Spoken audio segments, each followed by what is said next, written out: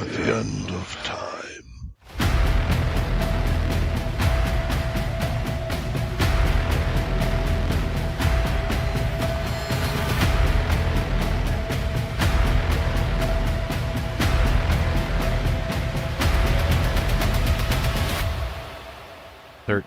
O'clock.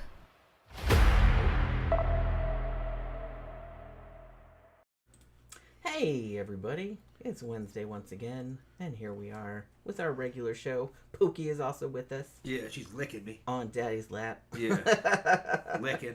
She's licking his hand. Yeah. Look at it, so weird. She's funny. Like I said, if you kind of scratch her or scratch Yeah, her butt, she'll start she'll licking. immediately start licking your hand if you put it there. She wants you to keep scratching. Yeah, she's like, yeah, that's Scratch nice. it. Yeah, there you go. See? Yep, see? See? There she Scratch goes. it.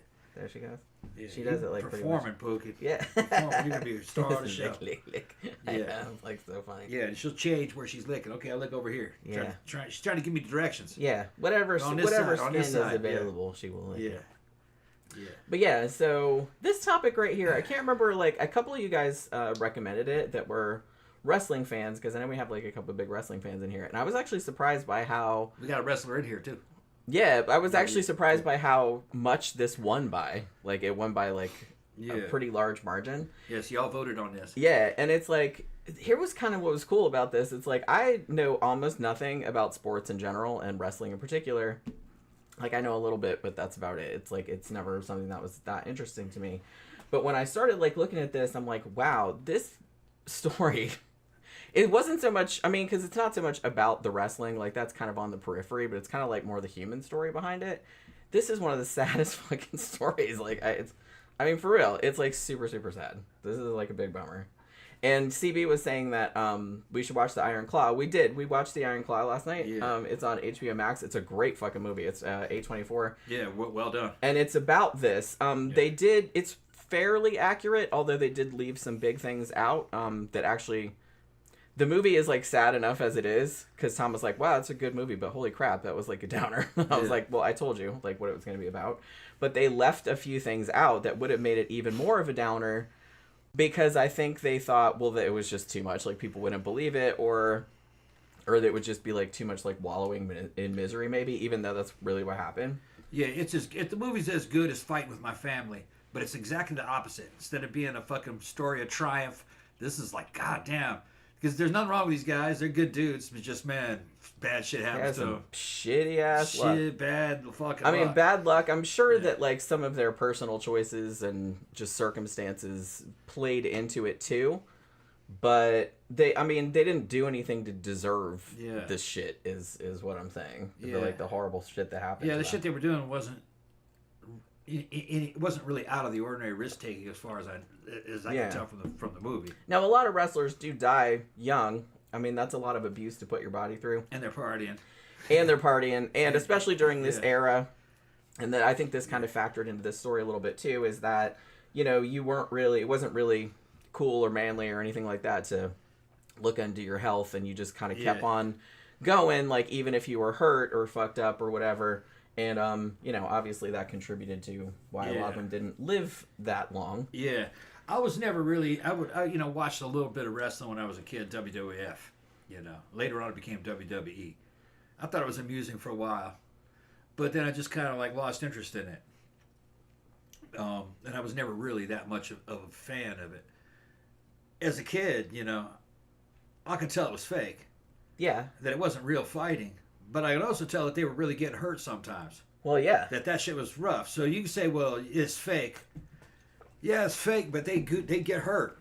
It's not a fight. It's a production. It's a performance. They're putting a performance on, yeah. But, you know, just like a performer, like a ballet dancer or a Cirque du Soleil acrobat or something like that can get hurt doing what they're doing, even though it's just a performance. Like, it's the same kind of thing. Yeah, and in the early days, man, they were fucking nuts. Beating each other. Was it Kid Chris Benoit? That is yeah. Didn't we do a show about him? I think so. Or mention him. Oh, thank you very much. We got a super chat. What do you say? I think, is that Stu? I can't tell. Just Stu? Bray Wyatt's, yeah. I don't know what that means. He must be like, really, are you drunk already? Because that doesn't make any sense.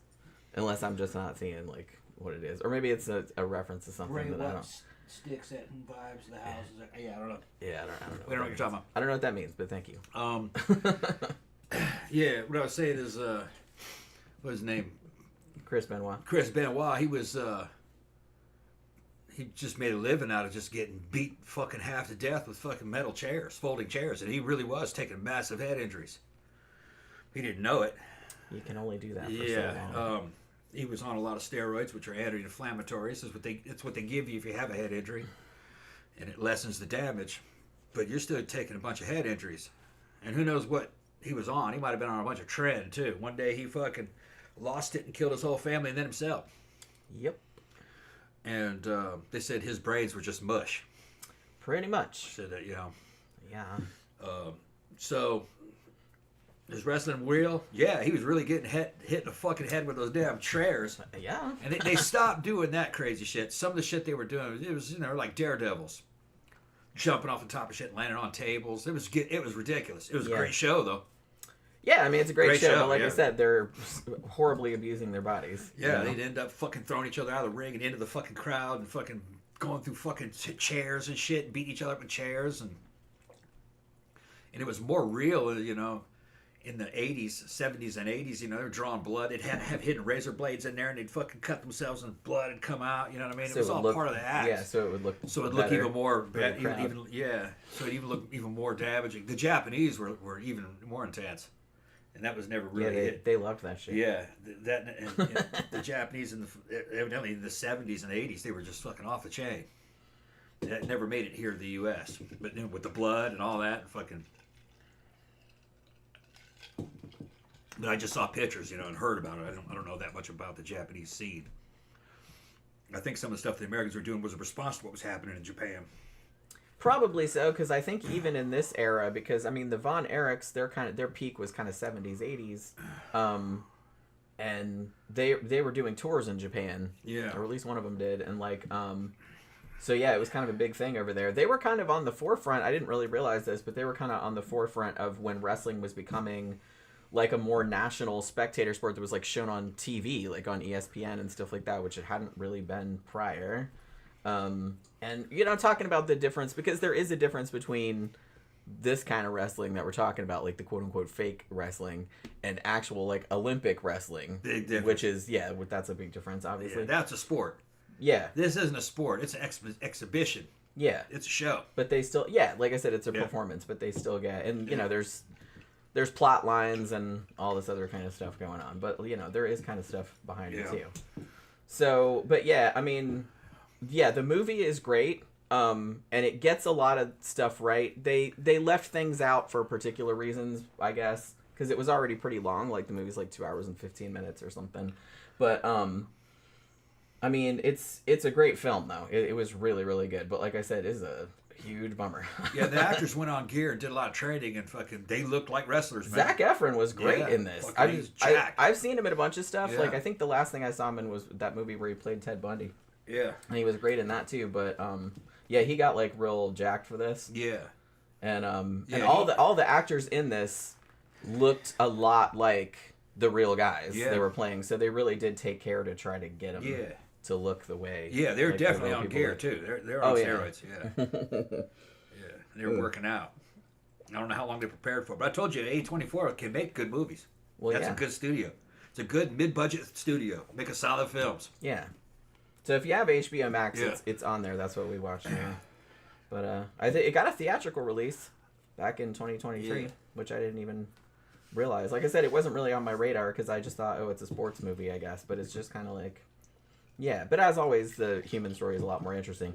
And it did go a lot into their wrestling career, the movie did, but it did kind of focus more on the personalities and the quote-unquote curse. Yeah. I will note that Zac Efron, who plays Kevin, who, spoiler alert, is the only Von Erich from the second generation that survived out of all of them. He, in the movie, they kind of portray him as, like, sort of believing in the curse, kind of. But in real life, he never did. He just kind of thought, you know, like I said, shitty luck and, you know, maybe some choices they made and stuff like that. But he seems...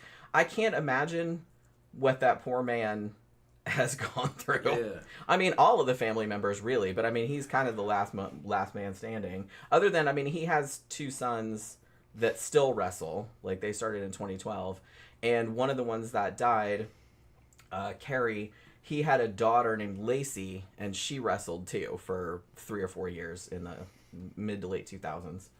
But I think she retired or is doing something else now. But so there is actually a 3rd generation still out there, and as far as I know, they're doing okay. Like, I don't think anything bad's happened to them. But yeah, but I mean, I think even the Von Erich curse, as they call it, I think they were even talking about that before, like, all the real egregious shit started happening. Just because some bad shit happened, like, early days, you know what I mean, before they got famous. And then, like, it was just tragedy after tragedy after tragedy. And it was just unbelievable. Like I said, I don't know how. I mean, I think I was watching what was it? I was watching like some other podcast or something like that about it, and somebody calculated the odds of the shit that happened, like, happening in one family like that, and it was just some astronomical number. You know what I mean? So. Yeah. They just, like I said, they just got the fucking shit end of the stick. And yes, you could say that some of it was because of choices they made or anything like that, but you can't really say that any of them really did anything to, like, deserve it or anything. Like, they didn't have it coming. So I kind of feel like that's why it was, like, so fucking sad, because they all seemed like nice dudes, you know what I mean? And it's just fucking sucked, like, what happened to their family. Let's see. Full Metal says, yeah, so a lot of people, like, know this story. So evidently it's a lot more famous than I realized. Filmed on Nosferatu said, because there's a ton of documentaries. Time Suck did a thing on it. There was a whole thing. Full Metal Nosferatu says, Jenny, I remember Kevin's interview on A Current Affair back in the day and how he truly valued his life and family. Kevin was always my favorite Von Erich wrestler. Yeah, I mean, he did say, I think he has admitted publicly that he did have, you know, suicidal thoughts and stuff like that. I mean, which is completely understandable considering, like, everything that happened. But, that I guess he just kind of found a way to deal with it, you know? I got a funny relationship with wrestling, man. I don't really like watching the wrestling that much. But I like hearing shows about it and hearing other people talk about it. Like, I loved Wang's show when he does... Because he does a lot of wrestling. He does a lot of wrestling material. Because he's a big fan. And he makes it sound really fucking interesting. I was like, oh, yeah. Well, it is. It's like I said, it's kind of like a... I heard somebody call it man opera, and now I can't, like... unhear that. Yeah, if you're not an American and you don't know the culture here and how it fits in with American culture, the best way I can describe it is it's kind of like cartoons for children and adult children. It's very working class. It's, you know, if you work for a living and you got a truck or you want a truck, then you're you're gonna watch wrestling. You grew up watching wrestling, and they have their favorite wrestlers that they watch.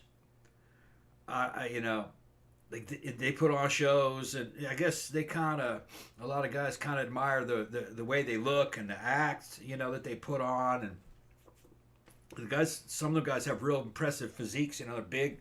You know, The Rock came from that. Other guy came from that one. They're all getting small now. What was his name? Batista. He came from that. Just a lot of guys that ended up in the movies came from wrestling, if they could act. Then the new one now is he's a wrestling guy. What's the Cena? Is that his name? John Cena. Yeah, he's a big dude doing all the movies. Yeah, well, he's been in movies for a while. He came from wrestling too, didn't he? Yeah, I think he did. Yeah. Didn't he? And I think so. I can't remember.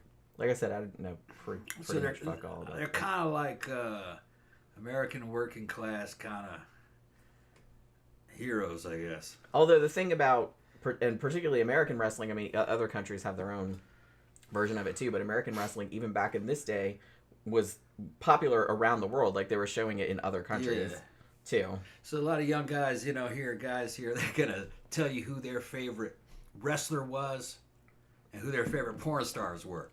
Like, so you have wrestling men and porn star women, kind of the same performers, physical performers, kind of a similar fucking business in a way.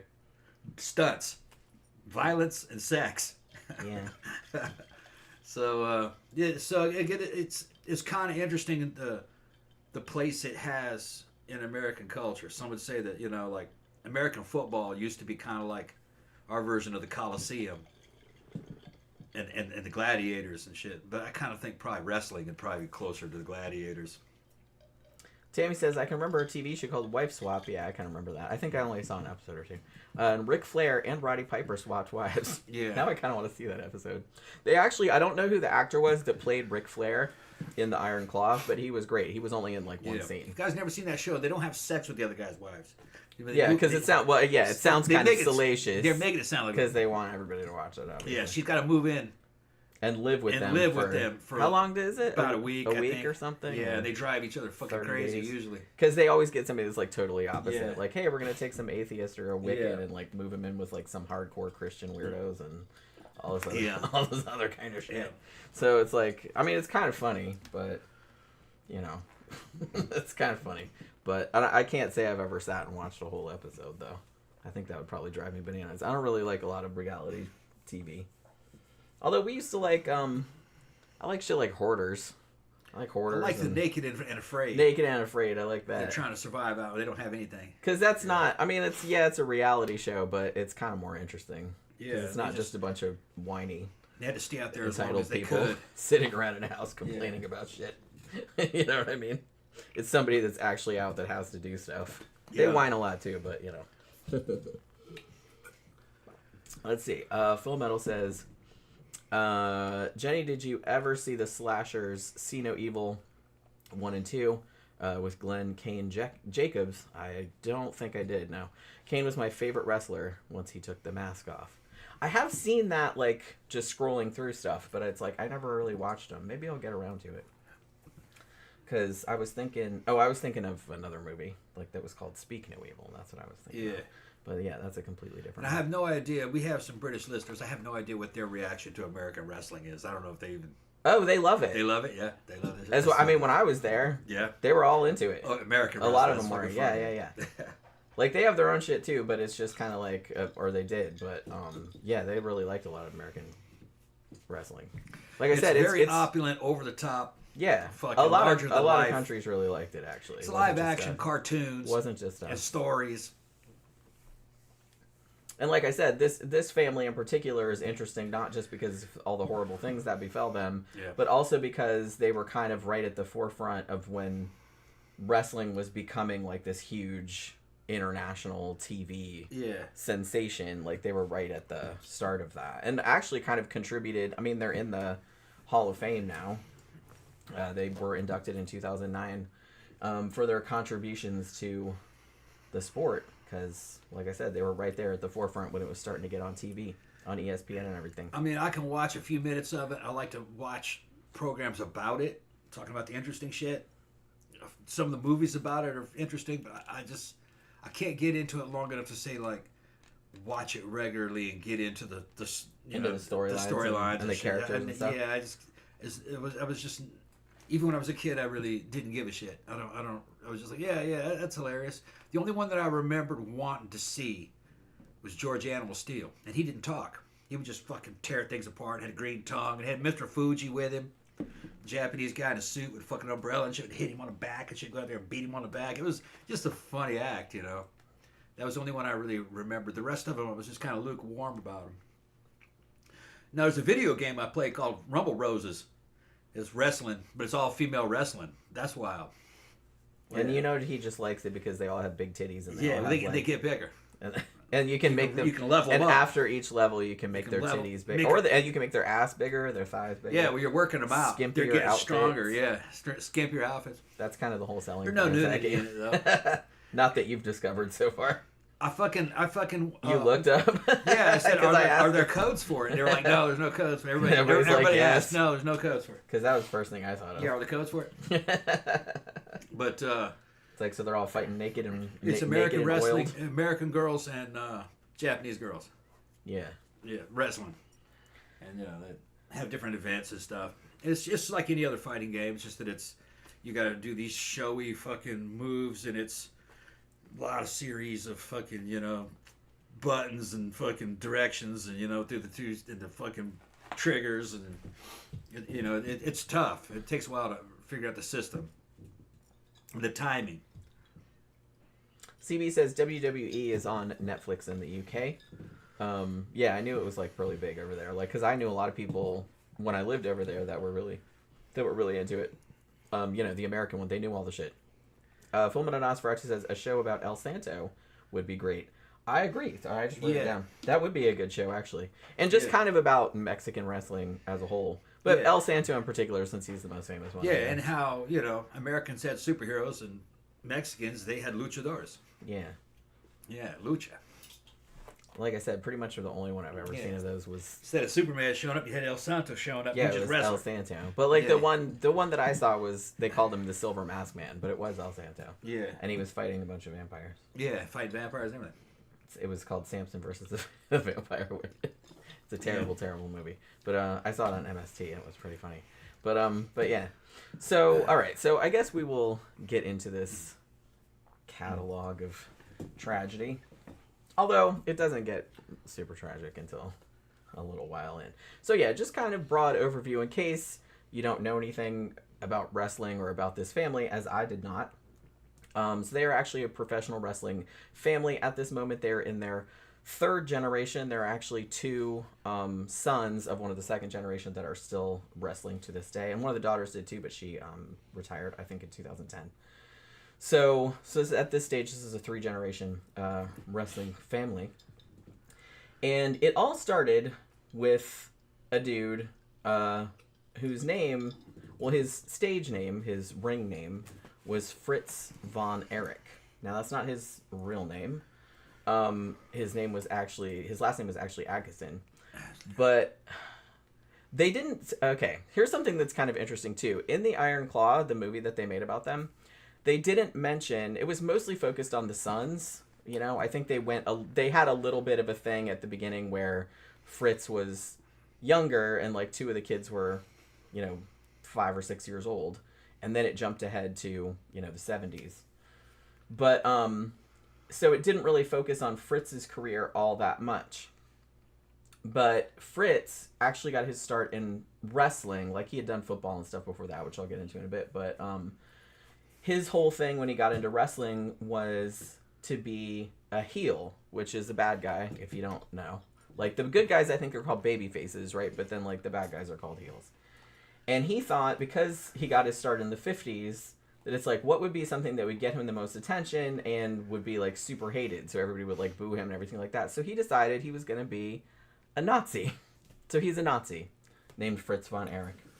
And he would come out in the Nazi gear or whatever, and that was kind of his whole shtick. And, he was a villain, so everybody would boo him and stuff like that. And so he got a lot of... But they didn't mention the Nazi thing, because I think as time went on and they got famous and the whole curse thing started to get around, that some people speculated that the fact that he had played a Nazi in his he wasn't actually a Nazi, he just played one as a villain, but the fact that he had done that for a wrestling gig, people were that somebody cursed you, or the Holocaust victims are haunting you from beyond the grave or some shit like that because of that shit you did. So I just thought it was interesting that they didn't mention that in the Iron Claw, because that was kind of a big thing. That was kind of his main character. He evolved out of that later, but that's kind of how he started out. So I'm not sure which thing is right. Now, Von Erich, either Erich or Von Erich was his mother's maiden name or his grandmother's name or something like that. So it was an actual family name that he took. I've heard mother's maiden name. I've heard grandmother's name, whatever. I've heard that he added the Von. I've heard that it was already Von Erich. I don't really know. So he didn't just pull it out of his ass, you know what I mean? But because that was the name, he decided he was going to go with the Nazi character. So, just broad overview, like I said before we get into the details and everything. Him and his wife had 6 sons between 1952 and 1969. And by the time Fritz died in 1997, 5 of his sons were dead. All of them died before the age of 35. Most of them in their 20s.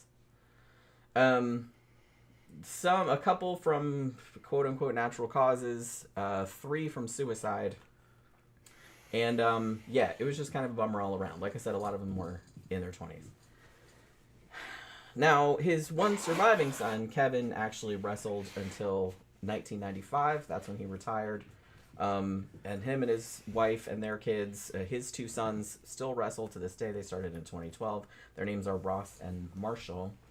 And then him and his wife, Pam, moved to Hawaii and apparently are doing just fine. You know what I mean?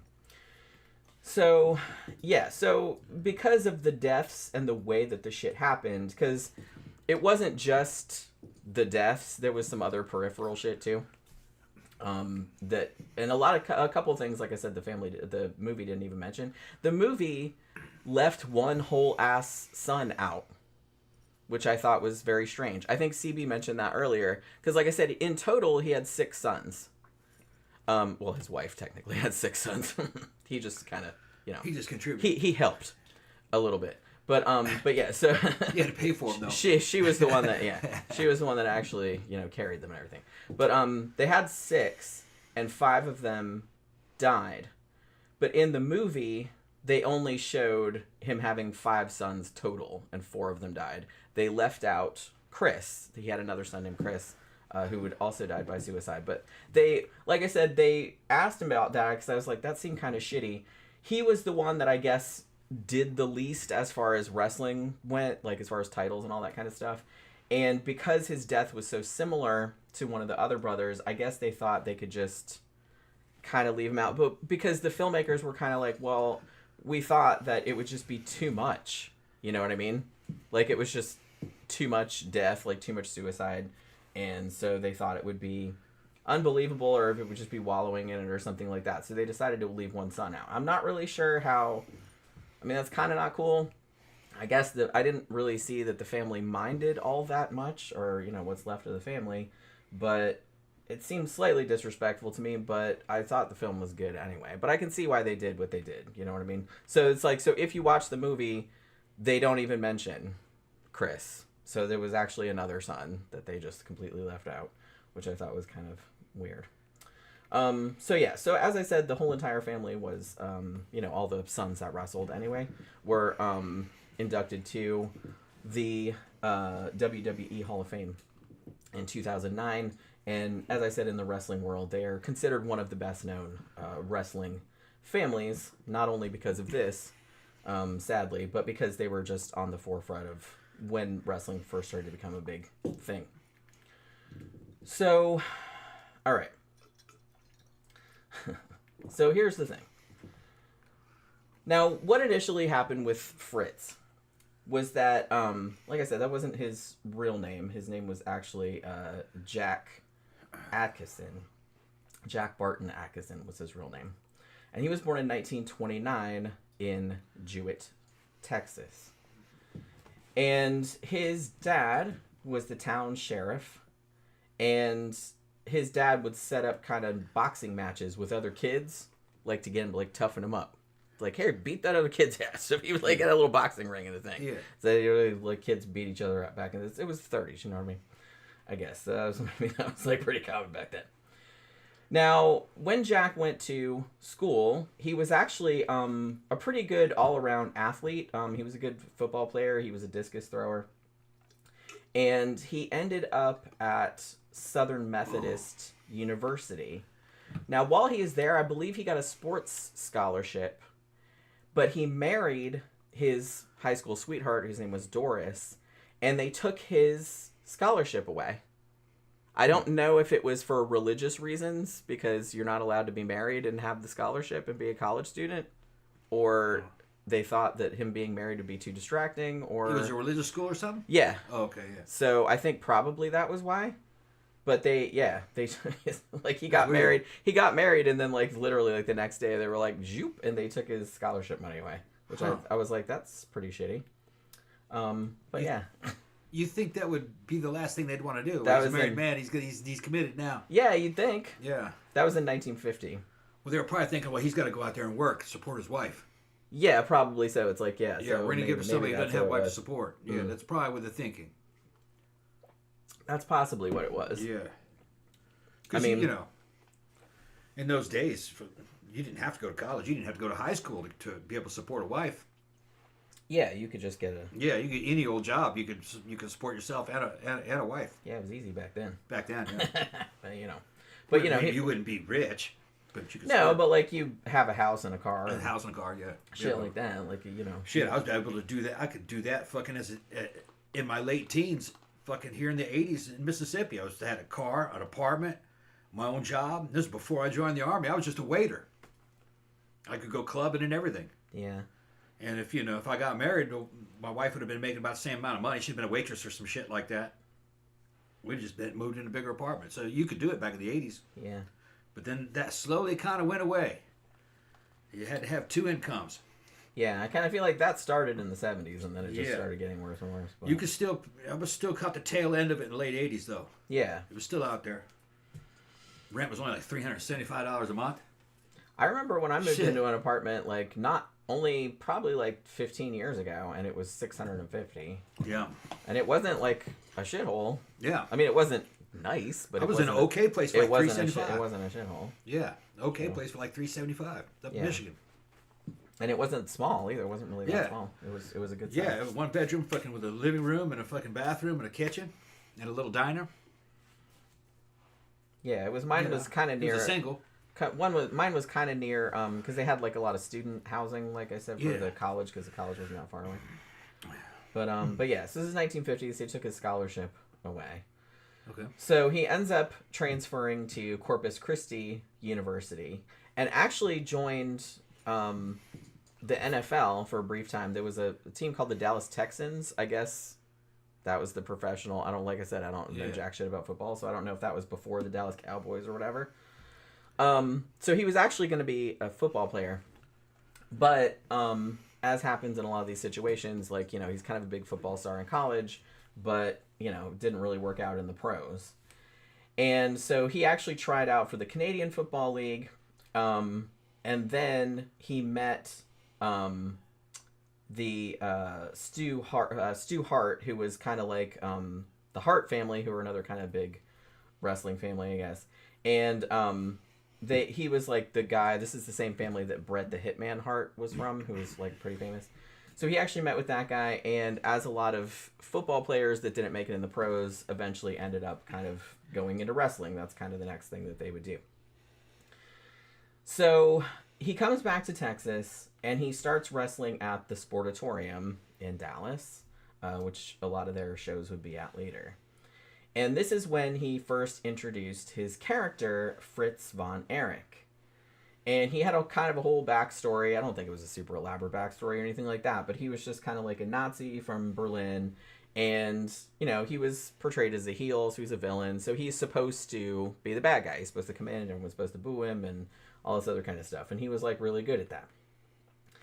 And not too long after this, he debuted his signature move, the Iron Claw.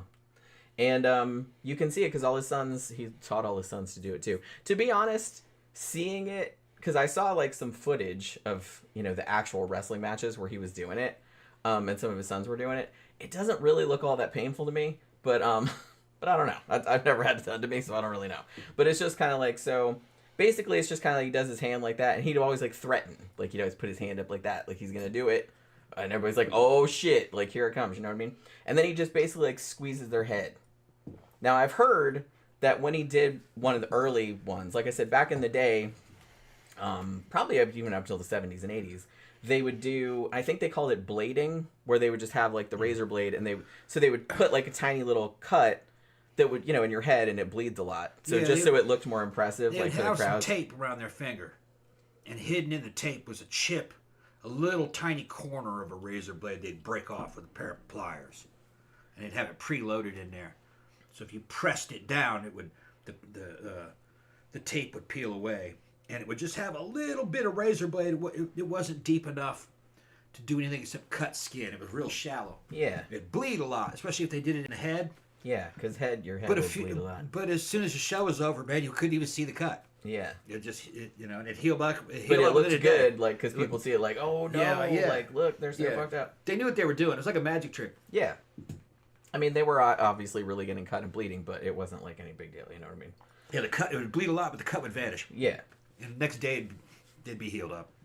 But yeah, so that was the signature move. That's why they called the movie the Iron Claw, just because that was kind of, like I said, I've seen them do it in real life. Like, they do it in the movie too, but I've seen them do it in real life, like in footage of some of the matches and everything. And like I said, it doesn't look that painful to me, you know? Yeah. So, I don't know. People loved it though, I guess. So it's just kind of, I was just like, that doesn't really look like it hurt that bad. But, because, I don't know. I just feel like you could. Oh, they're hitting on the head? Like, just kind of doing that. Like, I'm doing it to myself right now. There's theater to it. I'm like, but even from that point of view, I'm just like, that doesn't look like that would hurt. And the audience is willing to suspend their disbelief. But I mean, they were doing it. One of them was doing it to, was it Kerry that was doing it to Ric Flair? And man, Ric Flair was like, ah! And he was just like flipping out, you know what I mean? And I was like, oh, come on now. It doesn't hurt that much. Yeah. The only thing I remember as a kid that sold me on a lot of the shit was when I was watching it, was just like picking dudes up, fucking flipping them over the head, and just hitting them back first. Now, see, that's a lot more impressive. Into some tables. Because that looks like it really hurts. Yeah, he'd knock them into like a table that was next to the ring. Because they'd be outside the ring fighting, and the dude, it was all staged. And he'd hit the table, be paper on a table and shit. You know, boom! He'd break the table in half and everything. Probably preloaded to cut. You know, cut down the middle so it would break. I don't. You know, I'm sure the table was a setup too. You know. Balsa wood. But it looked like that hurt. It probably does. I'm sure it probably does. did, yeah. Well, like I said, they do really injure themselves. Yeah. They are really doing probably stupid shit they shouldn't be doing. Yeah. And a lot of them would do like several shows a night, so you're just beating your body up for hours at a time. They'd have some dude, he'd be laying on a table, pretending like he's knocked out, like he's all fucked up. Another dude climb up something, you know, big cage, and so get almost like on the second floor, and then jump off and do this big suplex and land on him, fucking boom. Do a big belly flop on him and crush the table that he was on, you know, just shit like that. And that looked cool. I remember that as a kid. I was like, wow, yeah, that looked pretty cool. But a lot of shit just smacking the dude in the head and he's going, oh, he's like, man, that dude.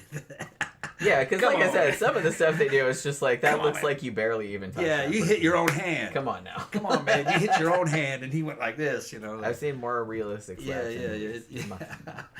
But yeah. Yeah, CB it's said, like cartoons, man. CB said, Jenny, they would also take an aspirin and drink a beer before going to the ring because it caused more bleeding. Yeah, because that'd thin your blood out in case you didn't know. Yeah. And then, Tammy said head wounds bleed a lot anyways. Yes, they do. But it looks worse with them sweating gallons and that mixing with the blood. Yeah, so that helps as well. Like I said, it's all theater. So, and Full Metal Nosferatu does say Ric Flair, Abdullah the Butcher, and the late Bruiser Brody had major bleeding scars. Yeah. Yeah, so I'm sure, like I said, I'm sure some shit went wrong. Accidents can happen and fucking when you're doing that kind of crap. Yeah. You know, it's just like anything. Like, yeah, a lot of it's staged and they're kind of saying, hey, we're going to do this move. Hey, we're going to do that move. Yeah. But it's like you could fuck it up or you could slip or you could, you know, a million things could happen. So yeah, it's like, I respect it. I don't bullshit it. It's fucking like being a stunt man, being an entertainer and an actor. That's why they do well in Hollywood when they go. And a fucking an acrobat and what else? You're not really a wrestler, kinda, but more like an acrobat. I would say acrobat and an actor. Acrobat and slash stuntman. Yeah, stuntman. Yeah, because it's just one stunt after the next. Yeah, just like I said, and sometimes they would do like several shows a night. Yeah. So they're putting a show on. Yeah, I can't imagine just like beating yourself up for that long, like every night, you know. It's probably better to see it live. I know that they had what they call midget wrestling at fucking the club we used to go to one time. We didn't go that night, but the feedback is that these little dudes were fucking awesome, and the girls loved them.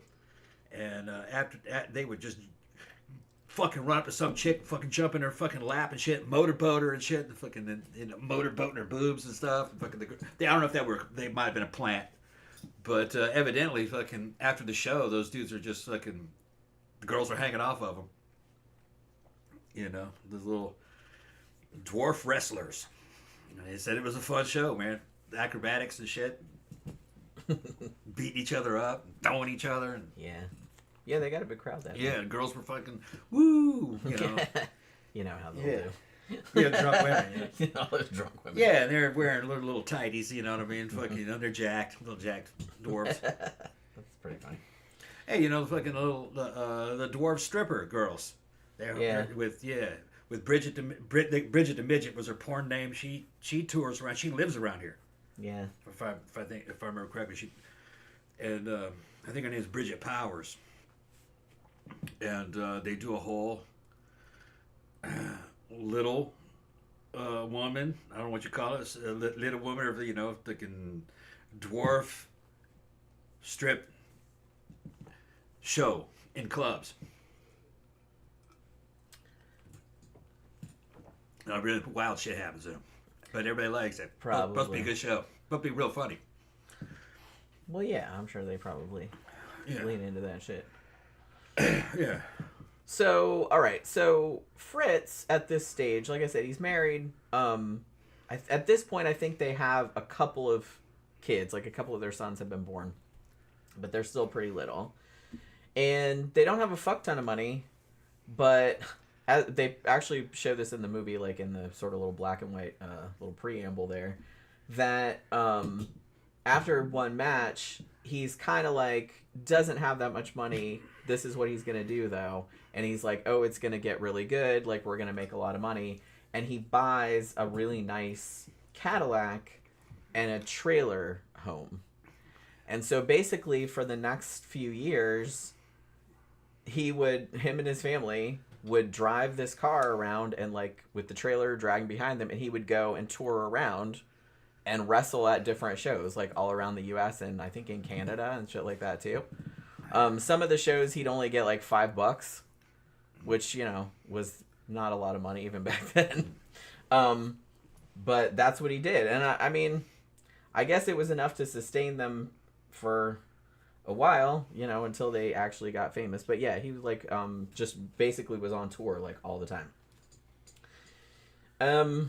So Jack Jr., who's his oldest son, was born in 1952. And then Kevin was born in 1957. And then David was born in 1958. Now in 1959, though, the first death in this litany of deaths occurred. And this was their oldest son, Jack Jr., who at the time was, I believe, only 6 or 7 years old. Now, Fritz was not at home. He was actually away, like, on a wrestling gig. And they had parked their trailer at a trailer park in Niagara Falls. And Jack Jr. was playing outside, and there was like a downed power line or something. Like there was a live wire. I don't know what it came from. And the kid was playing outside, and the kid touched the live wire. It electrocuted him, which didn't kill him, I don't think. But then he fell. He went unconscious, and he fell face first into a puddle of melted snow, and he drowned. So just a complete fucking freak accident, like, you know. And like I said, he was just like 6 or 7 years old,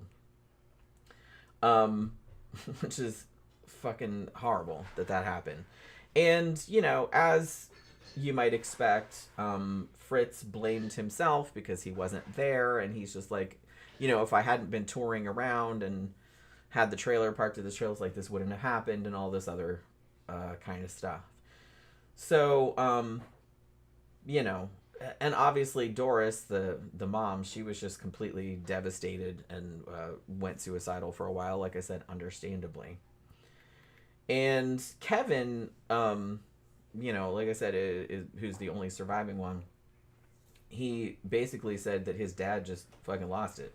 Like, his dad punched out car windows and shit like that. Like, he just wasn't the same after that. You know what I mean? Drink a little bit of that. I'll give you some more. Well, you can just put some more in it. Yeah. Okay. It doesn't really matter.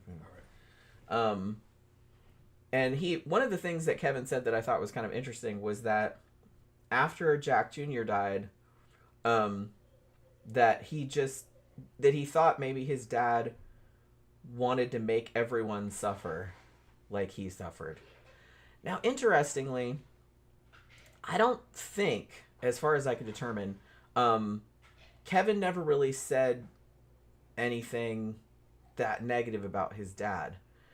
But other people that knew him, knew the family, things like that, have speculated that Fritz, the way he parented them, that he was like real strict and authoritarian and, you know, played favorites and was not shy about saying that to them and just kind of pushed them to do things when maybe they didn't want to, or maybe they shouldn't be doing it, like maybe they should be resting or whatever, might have contributed to some of the tragedy. I don't know how much of that is true. But like I said, I will note that as far as I know, all of the sons did love their father, and Kevin, as far as I know, has not said anything all that negative about him. So I'm not really sure how true that is. But a lot of people outside of the family that knew him well, that knew Fritz, said that, yeah, he was really hard on those kids, and that probably didn't help. You know what I mean? But like I said, I don't know. I wasn't there. So basically after this, Fritz just kind of does the only thing he knows how to do, which is get back into wrestling and, you know, just try and forget about what happened. The dad, my interpretation based upon what I saw Now, in the movie. CB says Fritz was just a straight up asshole. I don't know. My interpretation, just from seeing the movie, the way they portrayed him there, is that he was just kind of an old school. He was very old school, yeah. Old school kind of head of the household, disciplinarian when it came to like, this is the family business and I'm going to take you. And he was very much into hierarchy, Yeah. and getting the guys to, I wouldn't say compete against each other, but just to know who was winning and who was losing, and Yeah. using the competitive nature that's in a lot of guys, trying to foster that in him. Yeah. Some people might interpret that as like mean or whatever, but it's just kind of basically, you know, it's what they do to you in the military. And I love the military. I coming up out of a military academy and everything, if it's done the right way with young boys, because I grew up like that, it can make you confident and also competitive, and learn how to lose and win, because you can't always win. Really, what's most important is how can you take a loss? Can you come back from a loss? Can you make a comeback? That's more important than anything. You never really have to win. You just can't quit. That's the thing. Yeah. Can't Well, quit. I think that's a pretty healthy. Yeah. But And that's usually what they try to do, but that could be abused if a dude doesn't know how to and handle like I said, I kind of feel like a lot of, and C Papa agrees. He said, yeah, he was an asshole. And like I said, a lot of people outside of the family have said that. I don't know if he was physically abusive, or at least any more physically abusive than a lot of dads at the time were, because it was a lot more accepted. That was common back then. Yeah, it was a lot more common back then. But a lot of people have said that the way that he treated them when they were younger, particularly in the sense of, one, making them compete against each other for his approval, which probably isn't super healthy, and also not allowing them to show any weakness. So like if they were hurt, like he'd be like, fuck it, like just go ahead anyway, which led to them getting hurt worse like later on, you know. So that's probably not great either. You know, like I said, I think they kind of, in the movie, they portrayed him as tough but not a total dick. But from what I've heard of like documentaries and stuff about him, like a lot of people, I've seen him compared a lot to the Jacksons, like their dad. Like they said he was a lot like that. Yeah, when he's running his family like a business. Yeah. Like that was kind of the most important thing, and wrestling was the family business, and you were kind of going to go into it whether you wanted to or not. That was real common in that era, though, and I'm not going to say that it was wrong. That's the way you can do it. It's just that can be misused, especially if it went to some dude's head, or if the dad isn't all that bright. You know what I mean? That's another thing. You know what I mean? Fucking the shit could go bad. But I wasn't there, so I don't know. I'm just going from what I saw in the movie. Yeah. And but no, there's been a lot of family businesses that were run by the head of the household and raising the boys, and it usually has to do with sports. Yeah. And that is very common. Sports and military. In that arena. Yeah, sports and military families, and that's just the way it is. And it can work. Yeah, well, like I said, it's a lot better than other alternatives, like having junkie parents or something. This shit could be really sure. bad. But like I said, I think like to an extent, that's fine if your kids want to do that. But I kind of get the feeling that a couple of the kids didn't really want to do that. Yeah. And he kind of forced them into it anyway. Well, he assumed that they wanted to do it. So he just, or he was basically like, well, I want you to do it, so therefore you're going to do it. Well, remember when he told the other boy, he says, well, now that you see what's going on, I'm going to go ahead and introduce you. You can now enter into the family. You can do it. And he's like, oh, okay, but I don't think he really wanted to do it. The dad just assumed that he wanted to. Yeah. But that was how that family was that's how that family made money. Yeah. I don't know if there was any better alternative or not for them in terms of making money. I mean, they weren't scholars. True, but maybe he could not. be a truck driver, and that's fine, but you wouldn't be in the limelight. Although maybe some people don't want that. Yeah. So that guy and a lot of his family, they wanted to be center of stage. Yeah, and like I said, I do kind of feel like the ones that did really well and went really far in wrestling, they were obviously the ones that wanted to do it. Yeah, but a couple of them kind of didn't really want to. My take is that he was the male version. The female version of what he was those pageant mamas. Oh Lord, like that. Oh shit, we should do a show about that. That's how bad though. He wasn't that bad, but it was that kind where that's horrifying. Where she's not that pretty, but her little daughter's pretty, and she's trying to live vicariously through her little daughter. Yeah, by dressing her up like a tart. Right. So that old pedos can leer at her. Yeah, so he's kind of he's an older wrestler, kind of retired. All he can do now is be a trainer. Yeah. And a manager. Promoter. He can be a promoter. And he was really good at that. Right. I mean, and he's got a stable of boys they got really famous that have his genetics in him. So he's like, this is my fucking stable of racehorses. This is what I'm working with. Yeah. And, he didn't probably even cross his mind that some of them didn't want to do it. He's like, why would you not want to do this? This is the best thing ever. Yeah, right. So I think it might have been some shit like that. That's the thing. And I kind of feel like it was probably more common back in this era. Very family oriented. Well, because I don't know if you had a kid, and I kind of feel like a lot of people, particularly Boomer generation and stuff like that, kind of thought of the kids just as extensions of themselves. So they just wanted the kid to do what they wanted them to do. So like if the kid was like, "Nah, I don't really want to do that," they want to do their own thing. Like they got really offended and they'd freak out about it. Well, it was a lower information society, no internet, no interconnectivity between people. These guys the dad has connections into the wrestling industry. That's an in. So he's automatically going to assume the sale with his boys. Yeah. I got the best opportunity. You'd have to be born 1,000 times to get this opportunity. I'm going to get show business. Get you right in. Yeah. You don't want to work for a living. You don't be pumping gas, flipping burgers at McDonald's. This is real work. That's the attitude. Yeah. You know what I mean? So I get it. They couldn't get on the internet and find another job. He's like, I got the job you've been born for right here. This is what you should be doing. You're going to be famous. We're going to make all kinds of money. And I mean, to be fair, like, they did kind of do that, so. Yeah. I don't really know. I couldn't really what are those boys going to do? They weren't going to college. I couldn't get a real handle on how much money they actually made over the course. Enough to make a living. It was enough to make a living, I reckon. And, you're dealing with a time. I remember what it was like to find a job. You went to the newspaper and went to the want ads. And to see who was taking applications. You know what I mean? That's entry level shit, man. Yeah. So what choice do those boys really have? You're gonna be fucking hitting the want ads. Maybe you go to the military. Yeah. But they probably want to do that either.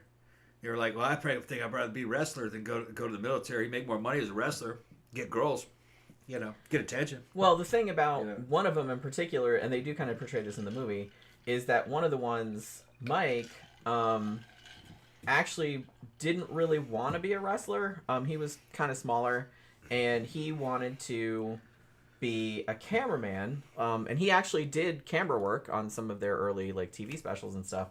And he was also really into music. He had a band and stuff. Yeah.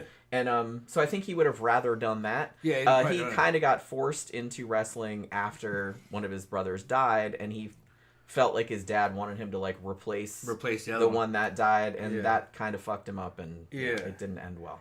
Yeah, but that's still show business. That's a sister fucking fucking job when you think about it. Through wrestling, he probably could have gotten into a band eventually, or into fucking production, on cameras. Eventually, probably could have done that had he played it right. But luck has a lot to do with it. Yeah. Being in the right place at the right time. Yeah, that's what I mean. I think people kind of discount how much luck Yeah. counts on stuff. Yeah, it's good to like work yourself into the right place at the right time and shit like that, but you can't always do that. There's like a lot of circumstances. If you beyond wanted to your be control. a cameraman and be in production though, in that era, you'd have a better shot at it launching that from a wrestling career than you would from a McDonald's career. Well, that's what he was doing. Right. Yeah. But like I said, as it happens, like one of his brothers died, and then his dad kind of forced him into the ring. He could have done it later too. Yeah. During Full the Metal wrestling career. Nosferatu says the current affair episode made me think that Kevin and Fritz had a strong bond, but the Iron Claw showed Kevin blaming Fritz. But Fritz does come off like an asshole. Yeah, like I think he does kind of come off like an asshole in the movie, but I think not as much as I've heard of him being an asshole in real life. And there was also a thing where, because there was a scene toward the end where one of the, I think it was Kerry, commits suicide, and they show that that Kevin finds the body and then blames the dad. It's like, why didn't you help him? I told you like something was wrong, and he's like kind of strangles his dad and stuff. That actually I don't think didn't happen. Kevin did not find Kerry's body. That was about what happened. Like he was on the property and everything, but his dad actually found him, not Kevin. So I don't think that whole thing happened with the confrontation and the strangling and all that. But yeah, they did kind of show that he was blaming his dad for not realizing that Kerry had some mental issues going on. And he also had like a drug addiction, which we'll get into in a bit. So, because we're only at the first death, seriously. Yeah. And like I said, The whole family gets wiped out. Pretty much. And like I said, not only did the movie leave out a whole ass brother, Chris, who I'll talk about in a bit, they also left out the fact that one of the sons, I think it was David, when he got older and got married, he had a daughter, and the daughter died of SIDS, like in the crib, like when she was 4 months old. And they didn't mention that in the movie, but that happened too. So, yeah. There's a whole, like I said, and there was so much fucking tragedy, and like I said, I was listening to the Times talk about this, and he's like, imagine how fucked up your family history has to be if they left shit out, like to make it even less depressing, like, and it was like a super depressing movie, but they had to leave shit out, otherwise it had just been too much, you know what I mean? Because yeah, they left that out too.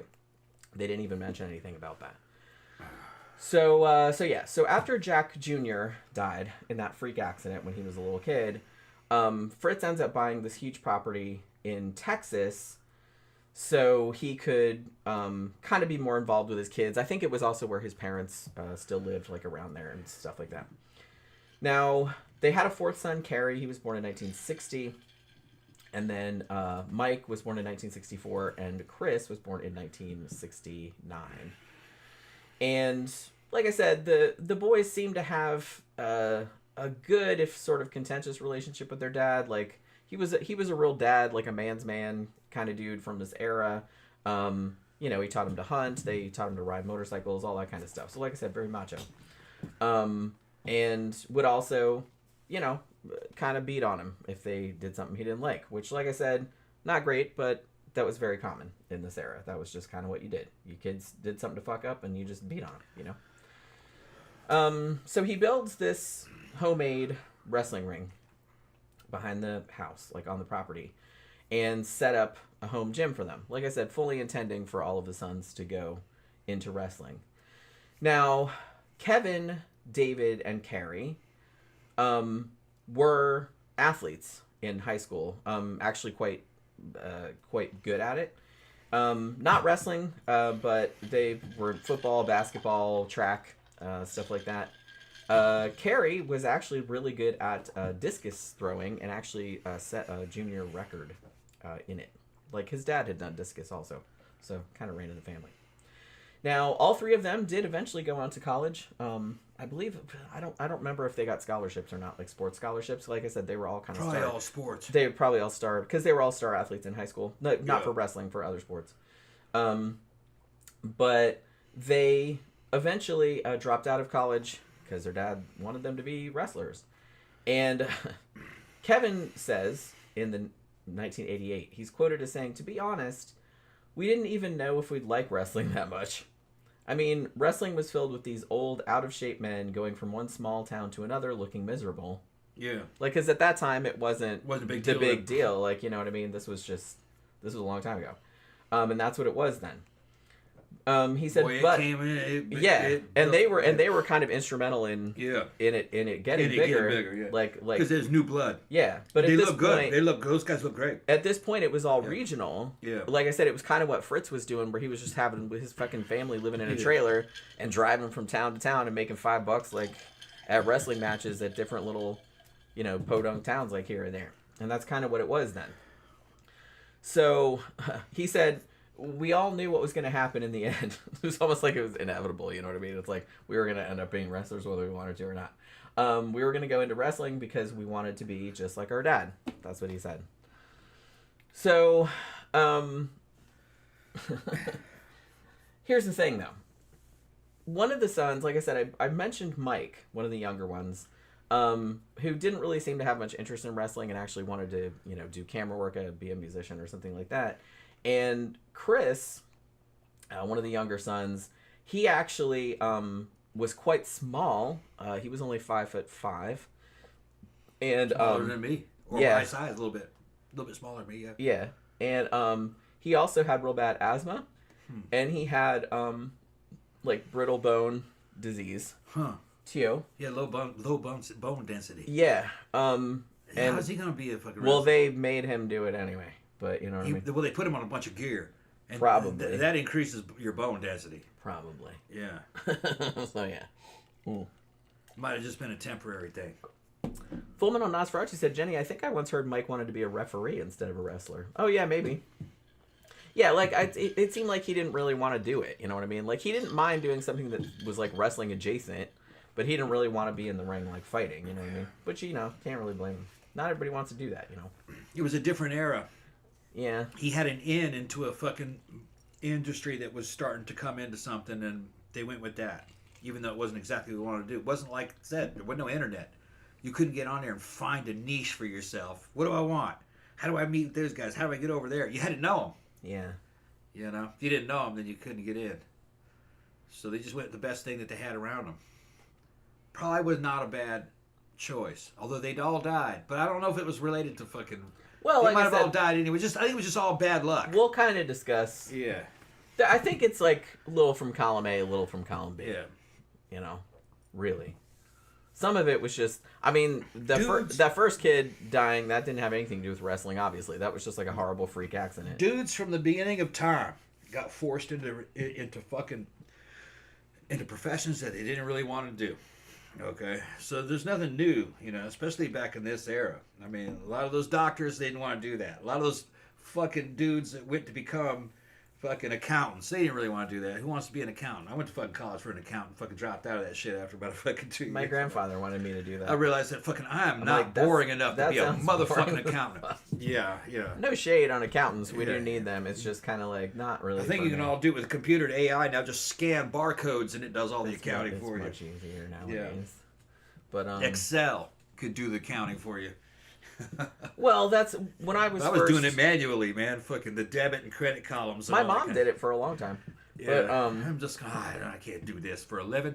And that was after Yeah. I was when I got and I out don't of even there. mind math. It's just kind of like I don't know. For me, man, fucking face-to-face tangible sales. I'm a good salesman. Because Yeah, I you were good at had that. a stage background, so I can sell. But I couldn't live in an office, man. Fuck that. So I'd be a fucking salesman on the street, man. Doing sales calls. I like that. I was fucking great at that. Well, when I was first gonna go to college, my grandfather, my maternal grandfather, said he would pay for me to go to college.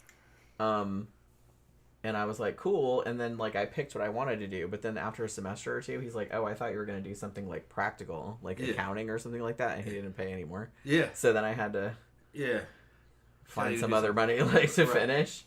Because I did graphic design, and he didn't think that you could make any money doing that. My advice to you young guys today, man, unless you're going to be fucking something in the hard science, fucking engineering, fucking medicine, and I really wouldn't recommend medicine. Because the bottom's going to fall out of that. Because fucking AI is going to be able to fucking do what a doctor can do. What I would do now is say, fuck college. And go into the trades, man. Become a pipe fitter. A fucking electrician. Something having to do with construction. Because they need those guys. You'll have a job. And fucking, if you end up joining into a union, you'll be fucking set for life, man. Some of the richest dudes I ever knew, they didn't have college degrees. They were just in a union. When I was up in Boston, one dude I used to party with at the goth club, fucking, he was an ex-military fucking chopper pilot and shit. Fucking, he was trying to get me to the union, but I fucking moved away. He says, man, I'll make you. He wanted me to make his. He wanted me to be his apprentice and get me into the union and shit. Oh, I fucking made $300,000 a year, man. Fucking as a pipe fitter. That's fucking ridiculous. But that was up there. That was Boston money. Well, yeah, you need to make a lot of We didn't money. make that much here. No, but of course not. Still, money goes a lot further here. And he was fucking rich. And he was a pipe fitter. Just fucking making buildings.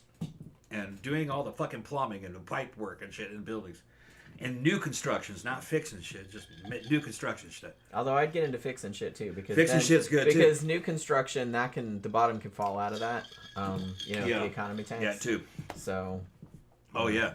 And that's another thing. They got all these girls running around. He's got to make $100,000 a year. He's got to be a doctor, whatever. What if he's a plumber making $150,000? Oh, no, not that. You fucking crazy, girl?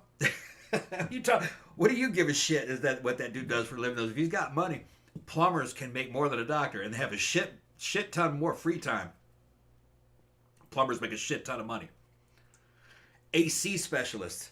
Although Full Metal Nosferatu just said, my dad was an HVAC specialist, or a tin knocker from air conditioning. Oh, yeah. From 14 to 62, and said to me, you don't want to do this. Yeah, it's hot. I did it. Both shoulders have been replaced. Yeah. And he's still waiting to have his other knee replaced. Yeah, I did it as a hired hand, working up in attics and underneath houses in the South. Yeah, I didn't want to do that. But the thing is the dude I worked for, William Whitman, he was rich.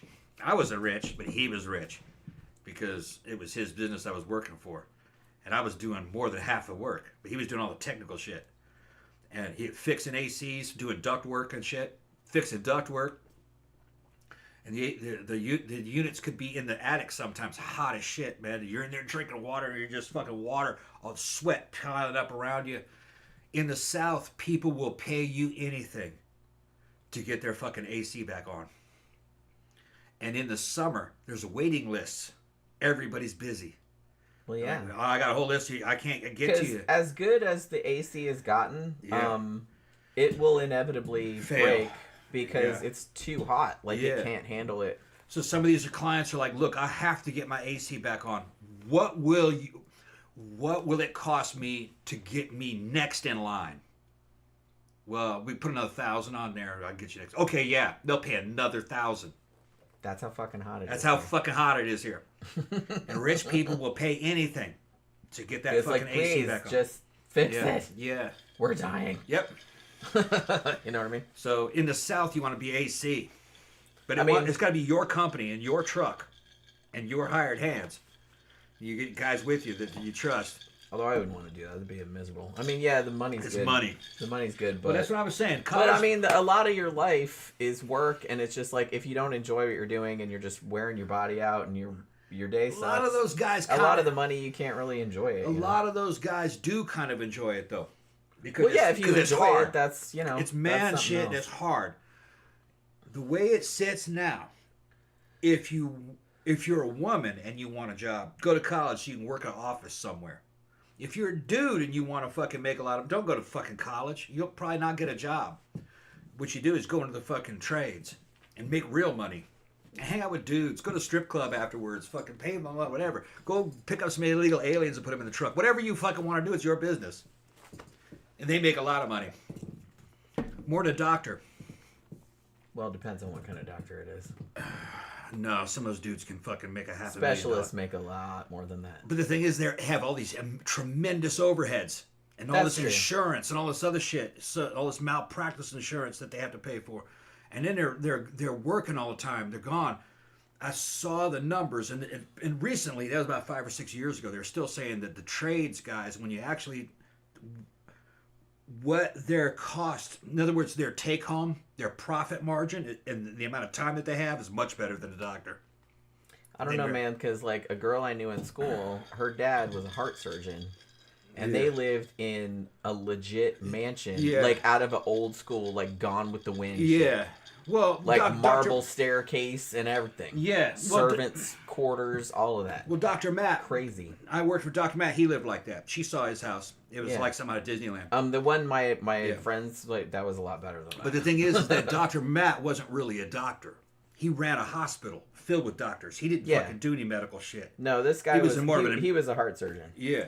Well, those guys make, if there's some kind of specialist, they make a shit ton of money. That's what I just said. Yeah. That's true. But I tell you what, that's 1 out of 100 doctors. Most doctors are from India. You know what I mean? And they're fucking not paying them dudes much. Well, like I said, it depends on what you do. Like, if you're a GP, like they make a lot more than I make, but it's, they don't make as much as a specialist. Yeah. But it takes longer. Like, you're in school longer. There's a limited amount of need for doctors. There's an unlimited amount of demand for fucking AC, plumbing, fucking mechanics, electricians, fucking it's hard work. But you're a man. You should be able to handle it. You're a man. You're not a fucking woman. You're a man. You don't need to be in the office. What's wrong with women, I did Tom? it both. I've done it both. What's wrong with women, Tom? I'm just saying. Women need to be in the office. Do we? What do you want to go down in a fucking sewer and clean the inside of a fucking sewer line? Do you? No. No, but I will do it. I will do it. The man in me says, fucking stand back. All right, give me the shovel. Fuck this shit. Okay, I'll remember that. Yeah, I'll do it. Fuck, man, I'm infantry. I'll remember that. I'll fucking charge a machine gun nest as long as my friends are with me. We all die together. To save the other ones. So you're to save your other friends. That's just what being a brother's about, You don't do it because you want to. It's because you're trying to save some other people, Selfless service, sacrifice. Well, going and cleaning somebody's septic tank isn't really... Yeah, it's not quite the same. But they got dudes that will pay to get in your septic tanks. They can video themselves swimming in a septic tank. That one guy. Yeah, septic tank man. I mean, maybe there's more than that, but that one guy that's known for that Wang did a show about. Yeah, Kent Guy said, my cardiologist is Indian. I really liked him the one time I met him. I see his nurse practitioner now. Yeah. Actually, for a long time, my gynecologist was a little Indian woman, and she was delightful. But then my insurance changed, and I had to go somebody else. So, which is kind of a bummer. They make a living, but it takes a while to find a good doctor. Especially, now I don't go to fucking gynecologist anymore, but because, It all depends on what country you're in. Fucking, I got friends in Russia. If you're a doctor in Russia, you're broke. They don't make any money in Russia. In the United States, we make a lot of money because it's a racket with the insurance companies. All right, so let's get back to wrestling because we've gone way far afield. Yeah. I've lost my place, where I was. Okay, so, all right. So at this stage, Fritz was still wrestling for up until, I believe, the early 80s. But at this stage, because as his sons got into the ring and started to get some, notoriety and stuff, he decides he's going to leave behind his heel persona, like the whole Nazi thing, and he's going to kind of rebrand as this sort of, baby face or, good guy, family man. I think they leaned pretty hard into the Christian thing. I think even some of their early stuff was on Christian broadcasting networks and stuff like that. But yeah, they wanted to be seen as all American family, really wholesome and all this other kind of stuff. So he kind of rebranded. There was a whole thing how he did it and everything, but it worked. So now he's kind of this wholesome family guy. So, so he retired from wrestling formally. I believe it was either in 1982 or 1986. I've seen both things. And just became a promoter full-time, promoting his sons and also, the wrestling thing they started doing. So Kevin, David, and Kerry end up becoming kind of the face of the promotion. So the thing they started, World Class Championship Wrestling. So they started doing shows like they were most famous in Texas, like where they were from, but they started broadcasting the matches on TV and ESPN picked them up, and eventually it was being shown like around the world, like even in Japan and the Middle East and stuff like that. So I mean, they're obviously like getting real famous at this point. And because all the sons were, good-looking dudes for the era, you know what I mean? Not really my thing with the feathered hair and all that, but that feathered blonde thing that was going on in the 80s. But yeah, evidently like a lot of girls at the time were really into that. And they had like a huge fan base. Like every time they would do, particularly when they did local shows and stuff like that, like all these girls would show up and scream, and well, it was like the fucking Beatles, you know what I mean? It was that big. So all of the brothers they all had sort of varying degrees of success, I guess. I feel like David was kind of considered the best wrestler of the group. They called him the Yellow Rose of Texas. And Kerry, though, was the one that kind of won the most. Like, he got the most accolades. He actually beat Ric Flair. He got the NWA championship in 1984.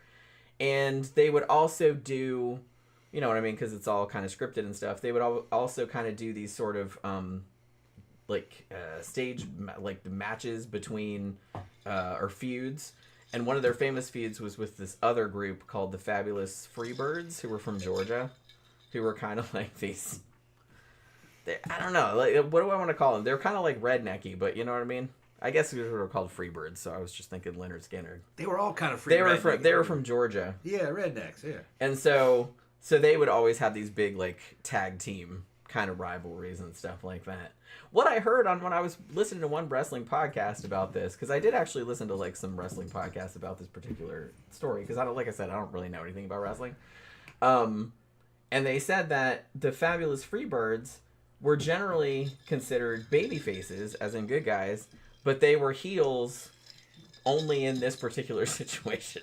Like, they were the bad guys. Mm-hmm. So they would like come and like have like this rivalry with them, and everyone would boo them and all this other kind of stuff when they would come to Texas. It was like pretty funny. They actually showed some of that, a little bit of that in the movie, where, because they do all the shit talking like in the ring and stuff, and they're talking about you come here to Texas and blah blah. Papa just oh, thank you very much, Papa. Thank you for doing my second favorite subject.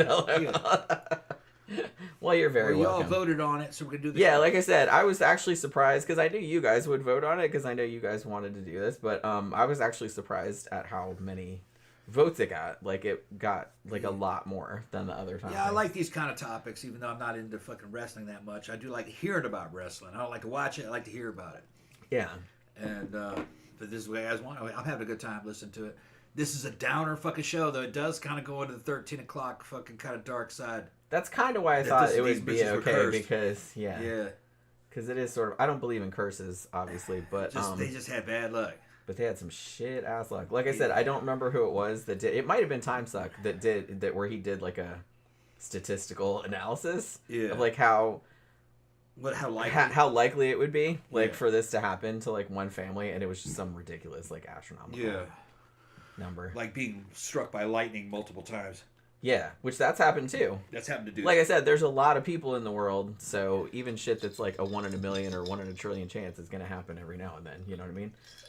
And you just might happen to be that unlucky person. It doesn't, doesn't mean anything. It's just that's kind of the way the mop flops, as my grandmother used to say.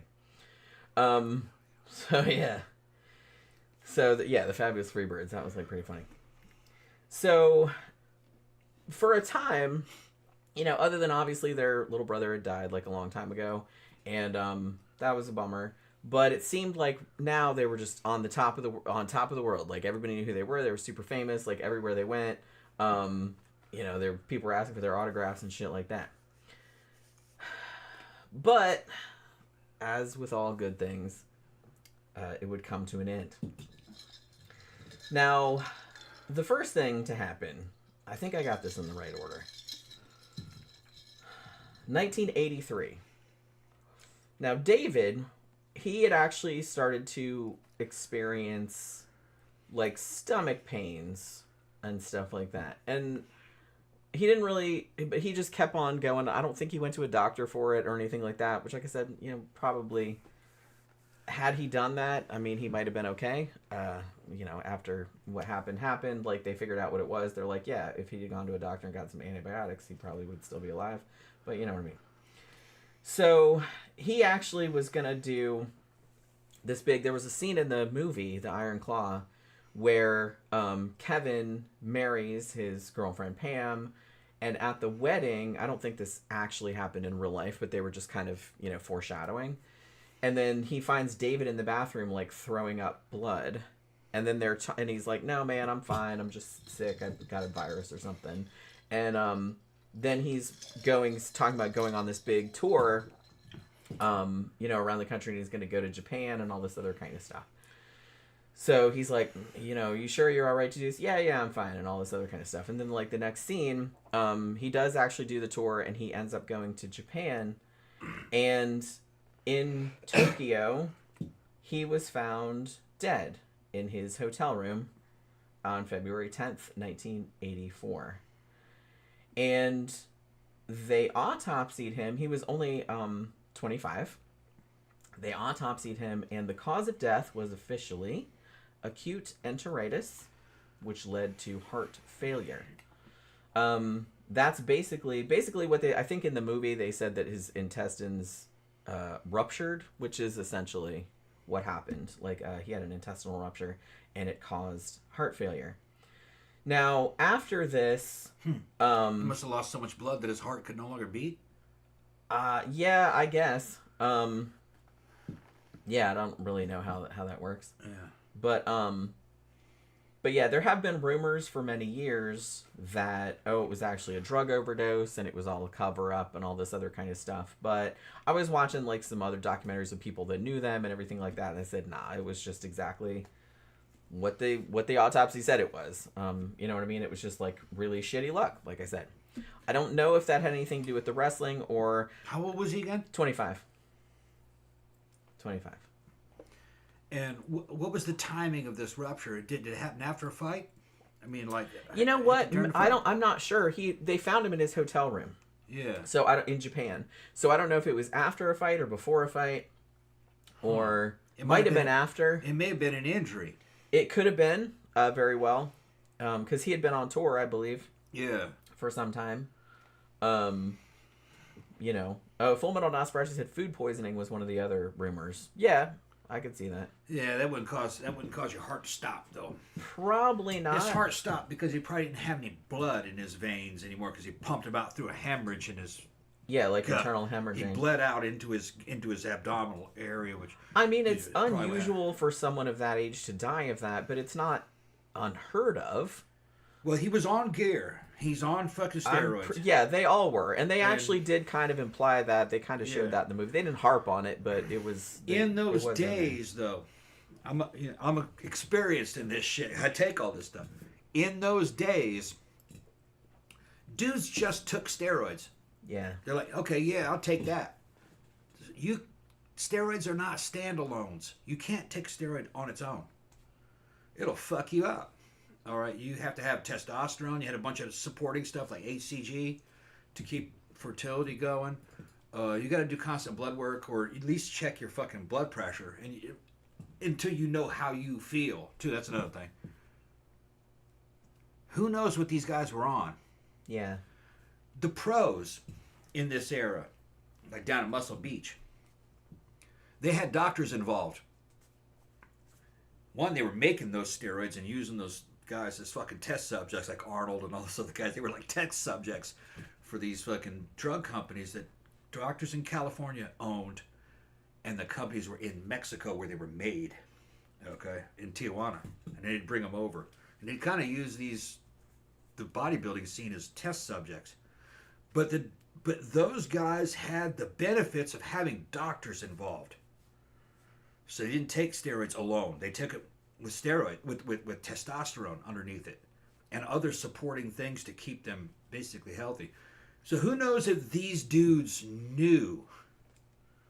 Because in the time we're talking about, a proper protocol, a proper steroid protocol was top secret. Only guys in the competitive bodybuilding scene really knew what they were doing.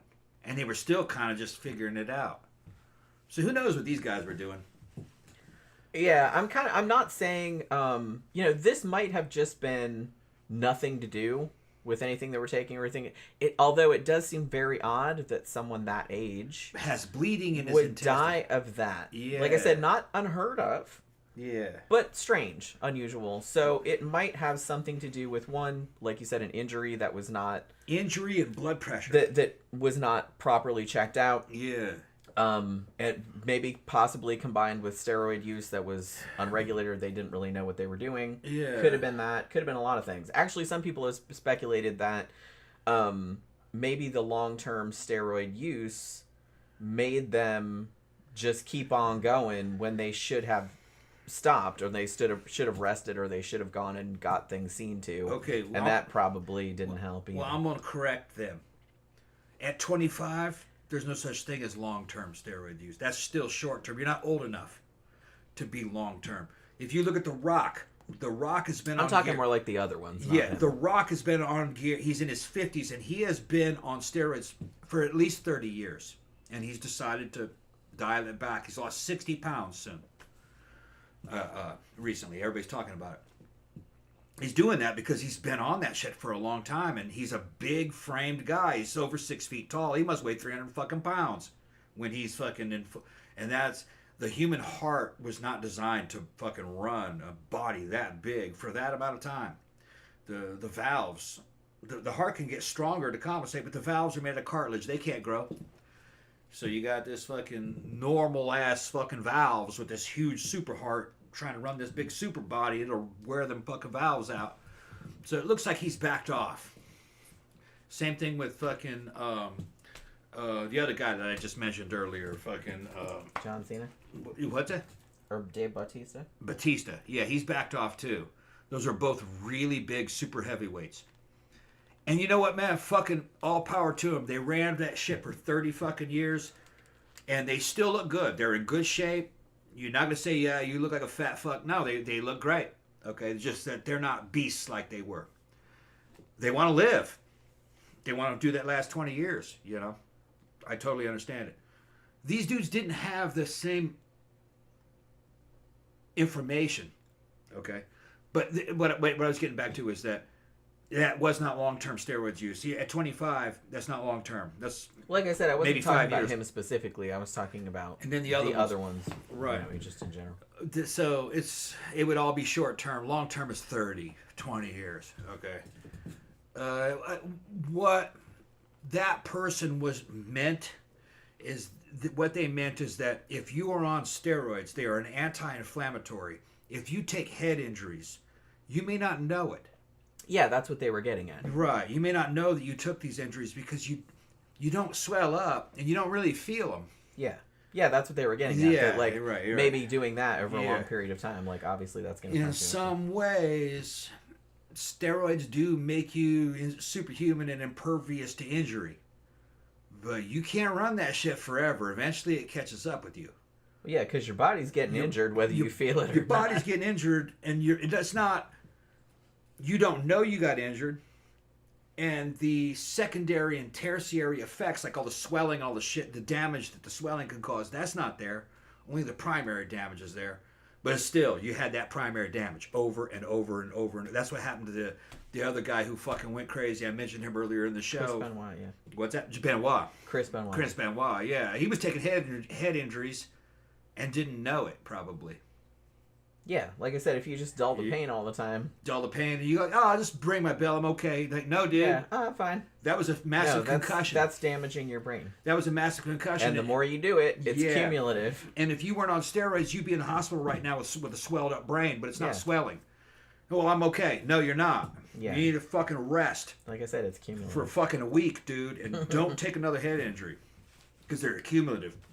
But like I said, I think that's kind of the issue with a lot of this he was kind of getting hurt, stuff. didn't That's know like it. I said, that's why a lot of wrestlers and stuff like that tend to die before they're 60 years old. Yeah, they get hurt and they don't know because they it. just get hurt over and over, and like I said, because of steroids and because they're just used to keep pain. going like And through keep the pain going. and everything like that.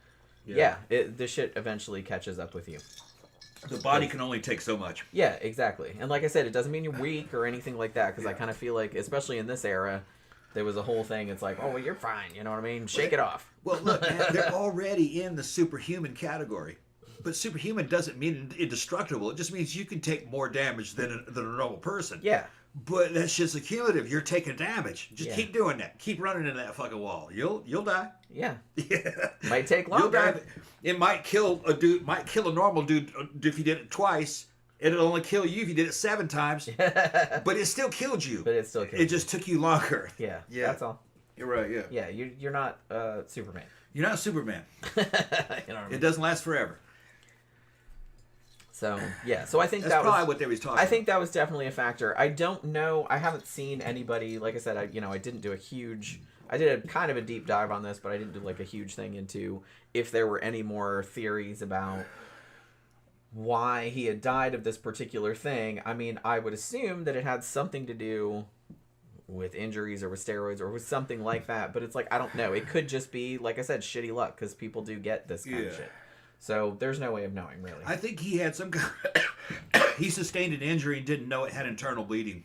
Yeah. I mean, at least the movie portrayed, and I Yeah. think even in real life, because I think this was, like I said, I don't know if that scene at the wedding happened in real life, but I think he had complained of stomach pain leading up to before him going on tour.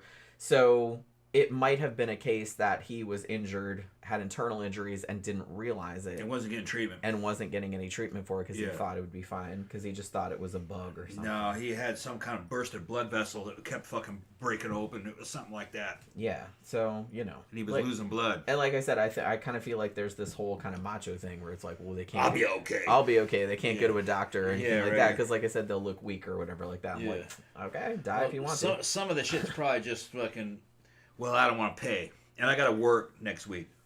Well, yeah. I'll be all right. It's just. Well, I don't go because Yeah. well, one, I don't ever get sick enough to go. Yeah. But that because I'm like, well, I don't have any money. So No, he took a serious injury in the weeks so prior. I just hope I'm all right. Listen to this shit. My experiences. He took a serious injury in the weeks prior, and it would heal, and then he'd fuck it up again, and he'd heal, and then fuck it up again, and he was losing blood, and eventually he's just like, "Fuck you, then I ain't fixing this shit anymore." And fucking, he had a massive That hemorrhage, probably is what happened. Yeah. I would imagine. Yeah. Like I said, I don't know. I'm not a doctor. Obviously. something in his abdomen, But get yeah. hit in the stomach. Yeah, it might have been a thing like, didn't that happen to Houdini? All kinds of shit would happen to dudes that were pushing the boundary. He was another madman, Houdini. We did Big a show about respect. him a long time ago. Big respect. But I'm not really sure if was indeed what killed him, but the main story was that he was like, hey, punch me in the stomach, you know what I mean? Yeah. But then like he died later. Yeah. You know what I mean? Like, not that long after that. So could have been like he was another guy that kind of abused his body and Yeah. like over a He sustained thought it was period just. of He time. thought it was just in the mind. Only to a certain extent. The mind is very powerful. It is. But go ahead But- and jump off a 20-story building And see if your mind keeps mind you can from stop that. splattering all over the sidewalk. Right, yeah, Spoiler yeah. alert, it will not. No. So, maybe, like I said, the mind can influence shit. It absolutely does.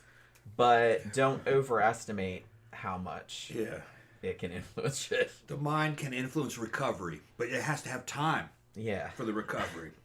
Yeah, you can't. I mean, like I said, you're just a meat. You're just a thing. You're just a Yeah. bag of meat. Yeah. Your cells have a Calm down. have a fixed rate of fucking repair, and you can't ask supernatural. Yeah. As long as everything's working, if your endocrine system and your hormones are working right for repair, then we're getting off track. But Houdini was healthy, but he was another dude that abused his body. Yeah. He was a great man, though. Great. Yeah, Houdini was rad. Yeah, He was a rad dude. Big respect. One of the greatest Jewish Americans of all time. Fucking Houdini. Hell yeah. He was like a really interesting person. Yeah. Like I said, we did a show about him. I don't think it was about him specifically. It was kind of about him and his feud with Sir Arthur Conan Doyle. Yeah. About spiritualism and all that kind of stuff, which I always found really fascinating. Houdini had immense willpower. Which I but really he was a respect. really cool guy. Yeah. Like Houdini was. But yeah, I don't know. I'll go back and see what we covered on that show. I wouldn't mind doing like one that was just kind of about Dude, him. Houdini revisit? Yeah. Yeah. Because although I do love that whole, would I call it a feud? I guess with Conan Doyle. Yeah. Because Conan Doyle was a spiritualist. He actually believed in that stuff, and Houdini did not. He was big in like debunking seances and stuff like that, which always really endeared him to me. But so they kind of had a falling out. Like fucking Doyle even believed in that Cottingley Fairies bullshit, which smart people get sucked in by some dumbass shit. Smart people can be dumb as fuck. About well, something. smart people are high trust. They I project. don't think that's they true, tend to but- be. I did a lot of time in Boston. They tend to project their intelligence and goodwill on others. That's not the way other people are. Oh, I don't. Yeah. Well, you're not really who I'm talking about, Jen. I fucking married you. All right. You're not a duck. You have some street smarts to you. There are some people that have none. You know, they can be duped. Because well, why would they lie to me? They're lying 'cause they want something out of you. You know. I could think of lots of reasons. Yeah. But you know what I mean? Oh, he must be telling the truth. Why would they lie? I mean, maybe they're not as smart as they think they are. I think that's a big problem too. But yeah. There's different types of intelligence. Well, there are lots of different kinds. That's why IQ tests are kind of bullshit. yeah. They do measure kind of a particular kind of intelligence, but there's a lot of other kinds that they don't measure. So, all right. So yeah. So whether or not like whatever the cause was, he just very suddenly died when he was 25, and of course, he had a huge worldwide fan base, and everyone was completely fucking shocked. He's 25 years old. You know what I mean? So they do like a memorial show, and like 40,000 people show up at the thing. You know? Yeah. And like I think CB mentioned earlier, yeah, he was meant to beat Ric Flair for the NWA Championship. That's why Kerry won it from Flair and lost it back to him 70. Yeah, I was gonna get into that because the movie didn't say that. Now the movie did show that after David died, David was actually supposed to go fight Ric Flair for the championship, but of course he turned up dead. I heard somebody on like podcast say that when somebody, I can't remember who it was, but somebody that Fritz knew drove like 2 hours to his house to tell, because they didn't have cell phones or nothing like that. So it's like he died in Japan, and like it had to kind of, it took a while like for them to find out.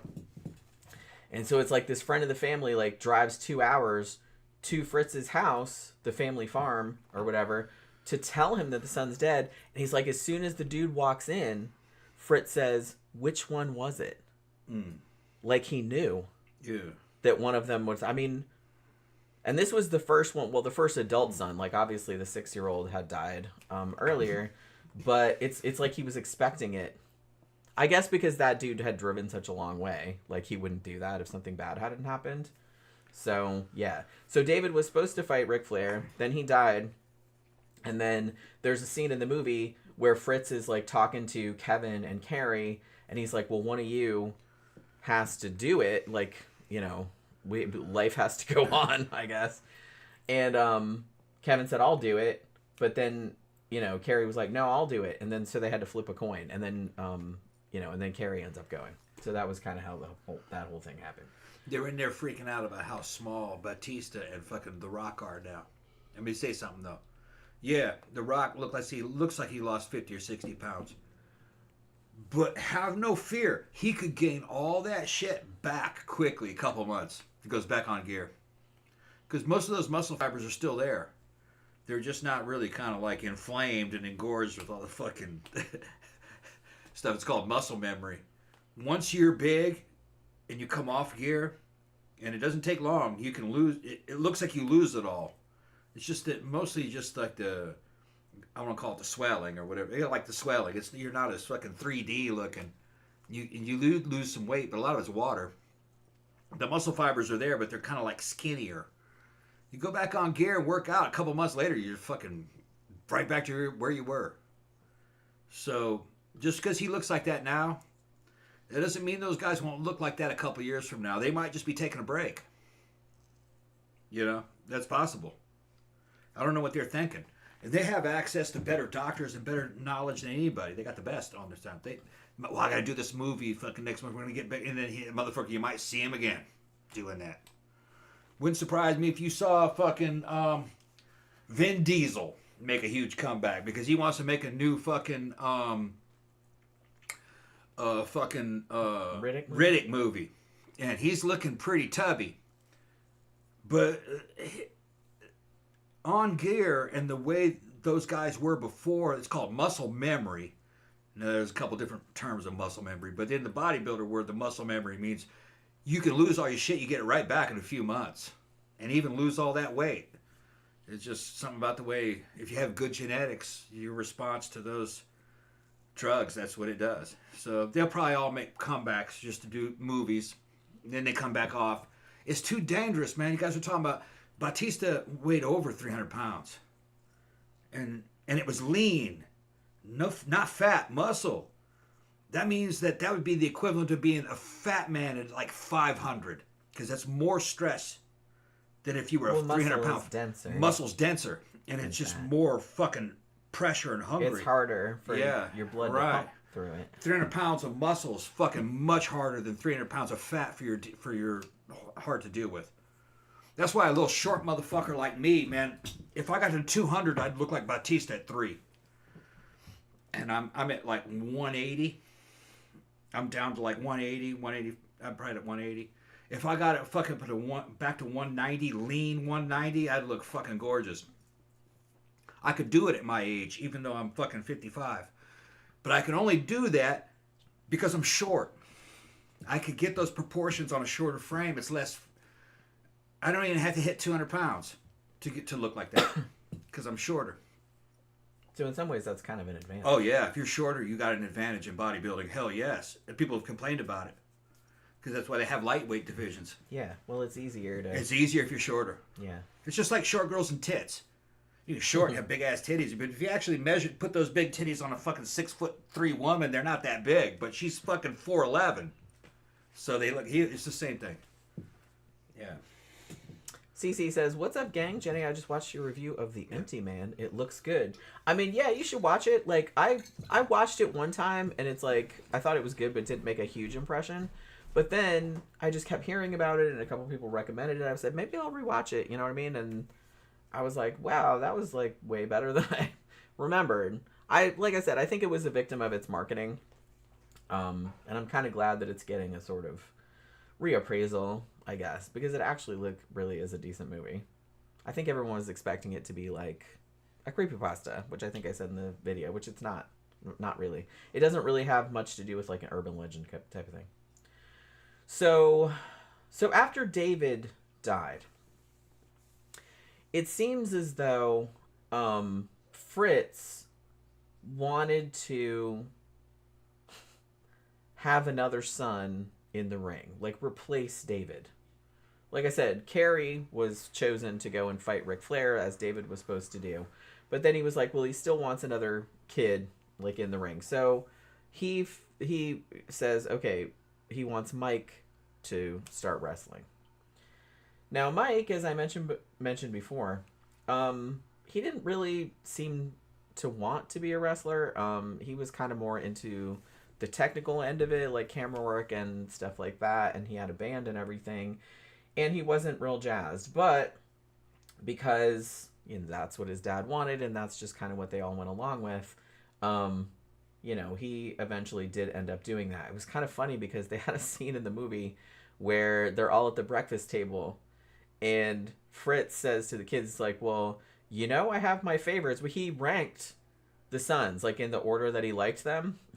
Like, which one was his favorite? Well, you guys all know Kerry's my favorite, and then it's this one, and then it's Kevin, then it's this and that. But the rankings can always change. So, like, he was always having them constantly competing with... Although, the weird thing about it, and they portrayed this in the movie, and this is what I've kind of heard from real life as well, is that they weren't contentious with one another. They always seemed quite close and supportive of one another. You know, I'm sure there was some little competitive kind of shit going on, but it did seem like their dad was almost trying to pit them against one another, maybe, but they didn't seem that way themselves, you know what I mean? So, I mean, that was good at least, but yeah, that scene kind of killed me. And I was like, oh my God, is that real? And then, like, I watched some documentaries about it. They said, yeah, like, he did actually tell them that this is the order I like you guys in, but it could change. Like, so he's almost like encouraging them. It's like, hey, you know, if you do something to get into my favor, like, then maybe you'll come up in the rankings, kind of thing. Very, very hierarchical kind of thinking, you know what I mean? Which, you know, not great. So like I said, Mike didn't really ever want to get into wrestling, but got into it because, you know, his dad, I don't think his dad forced him necessarily. He was a grown up, but he just wanted to please his dad. They all kind of did. And so he trained some, and he was doing a wrestling match in Israel, and he got a dislocated shoulder. Not a huge deal. It's quite painful, obviously, but it actually needed surgery. So he goes into surgery, but then a bit later, he was brought back to the hospital because he had gotten toxic shock syndrome. Now, this is usually, I mostly knew of toxic shock syndrome because every tampon box like tells you like to watch out for that. But, you know, it can be caused by other things too, like skin wounds, surgery, as it was in this case. Basically, it's kind of like a staph infection is basically what it is. So yeah. And so he got toxic shock syndrome and was hospitalized for a time. And his fever went like to 107 degrees, and he lost kidney function. Like, he was in a coma for a little while. And they told the family that he wasn't going to make it. And this is just from a routine shoulder surgery. Like, it just so happened that he got this fucking infection, which, like I said, obviously the original injury had to do with wrestling, but the surgery, him getting toxic shock syndrome, that's just like, you know, that was just like unlucky. I had to give Beijing her yogurt. Oh, yeah, that's right. Yeah. I forgot she needed her little yogurt. She likes yogurt to keep her stomach settled. Yeah. So she doesn't throw up. But yeah, I want to give some to Pookie too. So I'll start giving her too. So remind me, because she has a little... If your cats are eating fucking dry food and canned food, the same diet all the time, give them some fresh yogurt. If you can make homemade yogurt, it's even better. Because we do. That way they can have some good stomach fauna. Bacteria to go in there for digestion. They need it too, just like people do. Yeah. CC said, yeah, I'll definitely check it out. Have you ever read any CJ Tudor? I don't think so. That name doesn't sound familiar. Would love to get your thoughts on her books. Okay, so I wrote the name down, and I will look into that for sure. And then DVD Dragon said The Empty Man was such a nice surprise original film. Yeah, I had totally forgotten that it was kind of like cosmic horror. Like, I had totally forgotten that angle. I don't know what I think the first time I watched it, I was like not paying attention or something. I don't know what the deal was. You know what I mean? Because I'd forgotten almost everything about it. But yeah, so they told the family Mike is probably not going to make it. Like, he got toxic shock syndrome. Like I said, he was in a coma. Super high fever. Lost kidney function. However, against the odds, he did survive. And he wasn't the same after that, though. Because, obviously, anytime you're in a coma, especially if you have, like, a really high body temperature like that, yeah, he had some brain damage. And it's kind of apparent, like, if you see some footage of him from, like, after that happened. However, probably due to his dad's encouragement, let's call it that, he went back to wrestling, even though probably not the greatest idea. I mean, he wasn't in that good of a shape, you know? And when he wasn't wrestling, outside of it, he was having a hard time. Like, you know what I mean? Mentally. And like I said, he had suffered some brain damage from the injury, from the toxic shock syndrome. Now, in April of 1987, I don't think they showed this in the movie, but he was arrested for a DUI. And 4 days after that, he basically took his sleeping bag, went out into like a field by Lake Dallas, and took a bunch of sleeping pills. And I think he, like, alcohol too, like he took an overdose. And they found a suicide note near him also. He was 23 years old. Like, he just couldn't deal with it, I guess. And like I said, he wasn't right, like, after the surgery had gone so wrong. And the fact that they kind of made him go back to wrestling when he wasn't really in that good a shape probably did not help.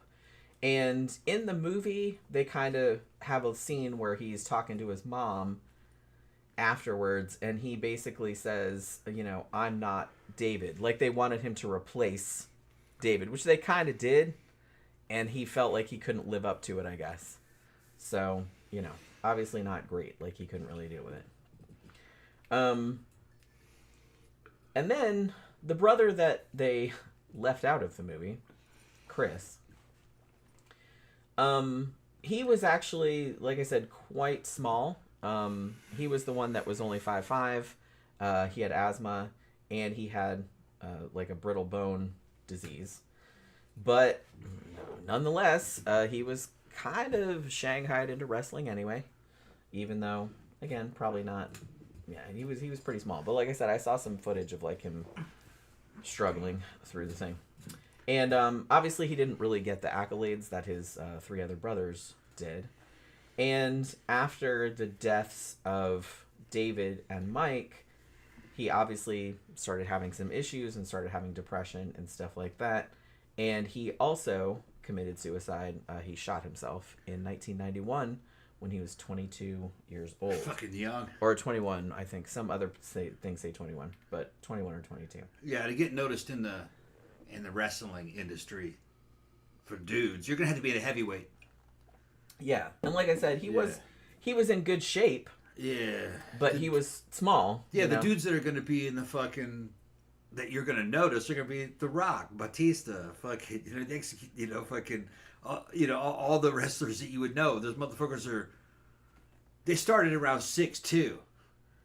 You know what I mean? And they weigh fucking 250 pounds at the beginning, 260. 270, 300, you know, that's a heavyweight. You're never really going to be remembered. Now, the girls can be remembered, but a lot of times it's personality that they're hot and they're a good wrestler. You don't have to be that big. You know, fucking, what was her name? Paige wasn't that big, but she was remembered. She had a good personality. People liked her.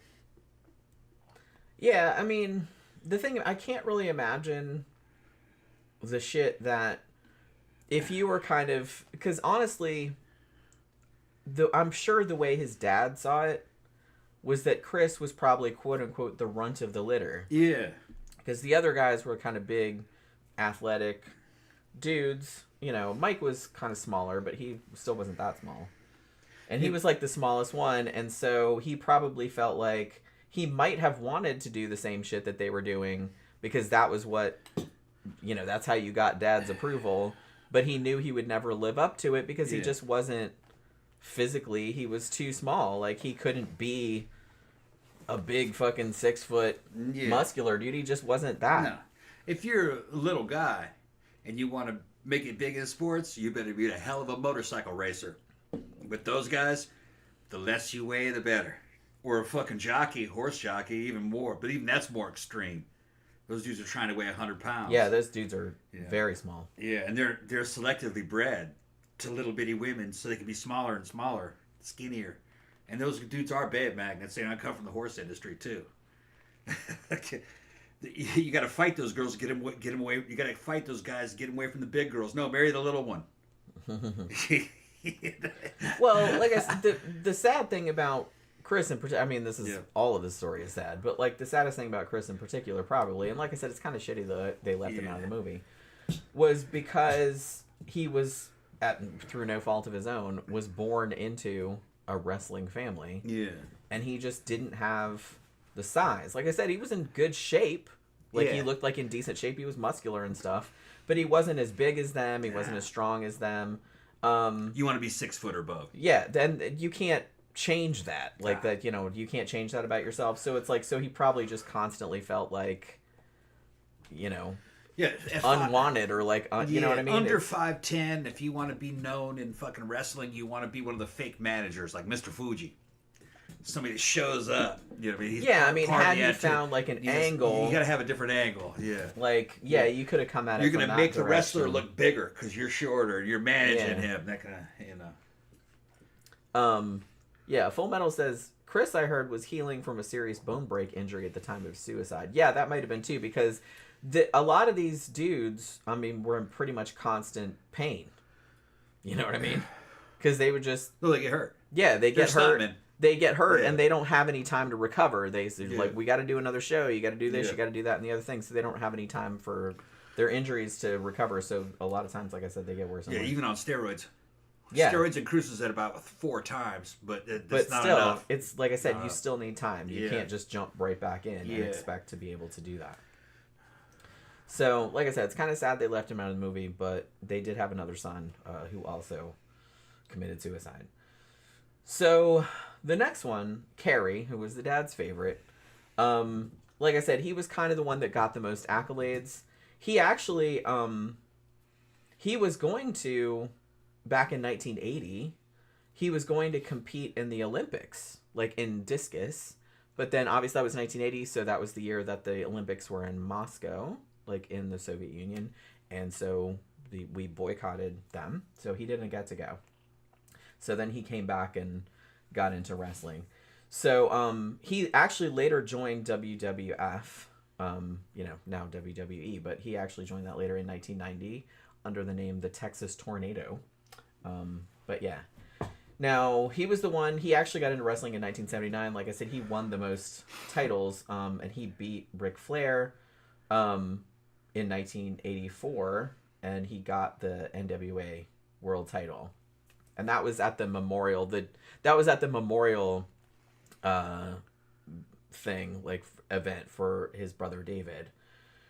But the thing about it, though, was that 1986, he was in a bad motorcycle accident. I think he actually got hit by a police car. Damn. So I don't even think it was his fault. Any details on what kind of motorcycle he was on? No, Okay. I wouldn't look that kind of stuff up because it's not relevant. But, but well, rubbing me out. Like, what's that? Well, it's relevant to you, but it's just like, it's a motorcycle and he wrecked it. It's not really relevant, like what kind of motorcycle it is. I'm trying to gauge his motorcycle taste. You know what I mean? Yeah. And so he dislocated his hip and fucked up his right leg and his foot in this accident. And despite his injuries, this was in June of 86 that the accident happened. He, whether through his own volition or his dad's pressure, went back into the ring the following February before it had really healed completely. He just shot himself up with painkillers, basically, and just kept on going. Now, he won the match that he did in February, but during the match, I believe he broke his ankle again because it hadn't healed completely, obviously. And eventually, like, he did go back to the doctor, and the doctors were trying to, I guess, fuse his foot into, like, a position where he could walk on it. But it didn't work out, and then ultimately they decided, we're going to have to amputate it. Like, that's how fucked up it was. Because, like I said, he hadn't let it heal, and he went back into the ring, and then they're like, okay, well, your foot's so fucked up that we're going to have to cut it off, you know? Damn. Now, interestingly, in the Iron Claw, the motorcycle accident happens the literal night after he wins the championship. Like, he comes home, and he's like, oh, I'm still on a high from it, and he's drinking, and then they show him go out on the motorcycle, and then they imply that he was in the accident that night. That is not what happened in real life. It was actually 2 years after that. Another thing they don't show in the movie, and I think maybe CB mentioned this earlier, is that Ric Flair won the belt back in Japan, like not that long after that. So it wasn't even like that, because they made a big deal about, I never thought we'd have the belt in our family and all this other kind of stuff. I'm gonna go out and I'm gonna go for a ride, like on my motorcycle, and he'd been drinking and stuff, and then he got in the wreck. But that's not really what happened. Like, he did get a motorcycle wreck, but it was a lot later, like, than what they showed in the movie. So he had to have his foot amputated. And he had a prosthesis, but he didn't want anyone to know. Like, a few people knew, like insiders and stuff, and obviously his family knew. But none of the fans knew. He had a prosthetic foot, and he would just, like, put the wrestling boot, like, over it. And he basically would do matches like that, like, for a long time. Like, and nobody knew that he didn't have a foot. You know what I mean? Which is fucking crazy to me. But as happens a lot in these kind of situations, he became addicted to painkillers. You know, happens a lot. You know, it's not, like I said, no judgment, because I've had it happen to people I know, and I understand how it happens. I've only taken good painkillers like one time after surgery. I had one time, and it was cool and everything, but I only took them for like one day, and I was like, nah, and then I didn't take them anymore. So I don't see it. I don't have that kind of addictive personality, I guess, but I can kind of see like how that would happen though. So he gets addicted to painkillers, and after that, he seemed to, because of the drug addiction, he was kind of losing a lot of gigs and stuff like that, because he was becoming kind of erratic and whatnot. So he got out of wrestling, and he actually got arrested for cocaine possession at one stage. And not too long after that, he also shot himself. He was 33 years old. So, same kind of thing. Like I said, in the movie, they portrayed Kevin as, there's like this whole thing where Kerry calls him from like the hotel room, and he's like, man, it's like, I don't feel too good, and I don't know if I want to keep doing this or whatever. And it's like, they're just keeping me on as a house wrestler now. I'm like not even in their thing, because and so they showed that Kevin knew that he was struggling. It was like, man, I'll come out there. And like, he came out there the next day, and Kerry had already killed himself, like, out in the yard. That's not exactly what happened. Like, he did kill himself, like, on that property, but his dad actually found him. And there was a thing where, I think before he did it, like, he came in the house and hugged his dad and told him he loved him and stuff like that. And then, like, he just went out. And so it was kind of sadder than what they showed. In the movie, they showed him giving his dad the gun that he would ultimately use to kill himself for Christmas. I don't know if that really happened or not. But yeah, so he used this, I think it was a 44. Weirdly, though, Kevin said that later on, his dad, after his dad had been diagnosed with cancer and stuff like that, like in the 90s, like, his dad was kind of losing it, and he pointed that gun at him, at Kevin. And it was the same gun that Kerry had used to kill himself with. I'm like, oh my God, why would you still have that? But, like, I would think I would get rid of it. But he's like, he didn't really blame him, because he wasn't right at that point. But I was like, man, that's so fucking sad. So, yeah. So Fritz and Doris, the parents, they ended up getting divorced in 1992. Obviously, all of this death. Can you imagine having 6 sons and then having 5 of them dead before 35? I mean, I can't imagine. That's like some. Like I said, it's like some medieval shit. Medieval shit. It's like back in the medieval that period. Doesn't happen. Back in the honky motherland, where that all doesn't your children happen in the modern era. Bitch, we got to have a child, so that means we need 12 of them, so one can live. Just in case. Yeah, just in case. Yeah. But in the modern era, that really doesn't happen. This is modern America. So yeah, it had been like partially bad luck and risky behavior. And just... Yeah, I think it was a combination of those two things. Because, like I said, some of the shit... Like, what happened with Mike? I was like, yeah, the initial injury, a dislocated shoulder, that was caused by wrestling. But that's not fatal. The fact that he had to undergo surgery for it and then ended up getting toxic shock syndrome, which is actually quite rare, that was the unlucky part. So it wasn't directly having to do with wrestling. Yes, the initial injury was from wrestling, but dislocated shoulder, you can do that in a lot of ways. My sister did that one time when I was giving her a piggyback ride. You know what I mean? Yeah. So it's just kind of, so shit like that can happen. And, you know, most people don't die from it, obviously. So that was shitty luck. Some of it, yeah, risky behavior. Like I said, the motorcycle accident, I don't really know if that was his fault. As what I could determine, it seemed like he got hit by a car. Yeah. Well, riding a motorcycle is risky behavior. I do. It is. You do, yeah. Yeah. So that is, that is risky behavior. But like I said, I don't know if the accident was his fault. I kind of have the feeling it probably wasn't. I mean, in the movie, they kind of portrayed it's like he'd been drinking and he went out on the road and stuff like that. But I think the accident was a car hit him. But I don't know if he was driving erratically and that's why the car hit him, or I don't know.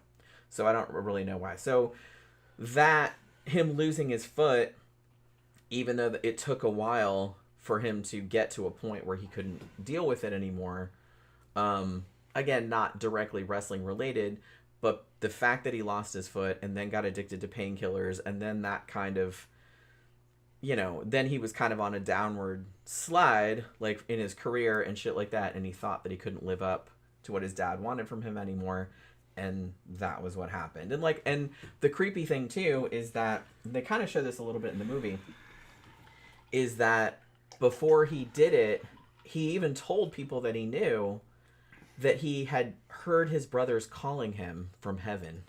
Isn't that creepy? Ooh. Like, yeah. And so, like, people were worried about that. That's why everybody was kind of freaking out. Like, they thought something bad was going to happen. Like, he was going to do it, because they were just kind of like, holy shit, who says stuff like that? Like, he wanted to see them. In the movie, they kind of did, and it was like, it's kind of sad, but, like, they did the scene where after he shoots himself and Kevin finds him and, like, kind of carries him back into the house, and then they do, like, a scene where it's like he's on the same property, but it's like he's in the afterlife. And, like, he walks up to his brother. It's not cheesy or anything. They just film it like normal. But he just, like, goes up to his brothers, and then he sees the little Jack Jr. that died when he was little and all this other kind of stuff. So it's, like, really super sad. But, yeah, some of his friends said that he would say shit like that. Like, that he could hear his brothers calling him from heaven and he wanted to be with them. So, that's, man, that got me. But, yeah. So, yeah. So, Fritz and Doris divorced, like I said. Obviously, the strain of all this death, I can't imagine what fucking Doris went through, losing all of those children. I mean, that's really, like I said, that's beyond the pale. Like, that's medieval shit. And Fritz ended up getting lung cancer, and so he started deteriorating also. He ended up dying in 1997. Kevin actually said, because they did a Dark Side of the Ring episode about this family, and he said, I was glad he died. I wanted him to quit suffering, which I understand that, you know, because he was going through a lot. Like I said, at one point he said he pointed a gun at him, but it's like he didn't even blame him, because he's like, he was all fucked up, you know. So Kevin, as I said, is the only brother that's still alive. And in the movie, I think he said this in real life too. I think that's where they got it from, like the line in the movie. There's a scene where he's watching his two sons, like, kind of play around in the yard and stuff, and he's kind of crying, like, you know, tears coming down his face and stuff. And his sons are like, Dad, what's the matter? You know what I mean? And he's like, oh, I was just thinking that, you know, I used to be a brother and now I'm not a brother anymore because all his brothers are dead. And I think he said that, like, in real life, which is where I think they got that from the movie. And I'm like, ooh, man, like, that's, like, fucking sad. You know what I mean? All his brothers are dead. And they were, like, super close. So, over the years, though, I feel like Kevin, he knows about all the rumors about how his family is cursed and whatnot. And in the movie, they did kind of have it that he sort of believed in it. And they even have a scene where he's with Pam and he's doing, like, I guess he's getting the birth certificate or whatever for their baby, their first baby.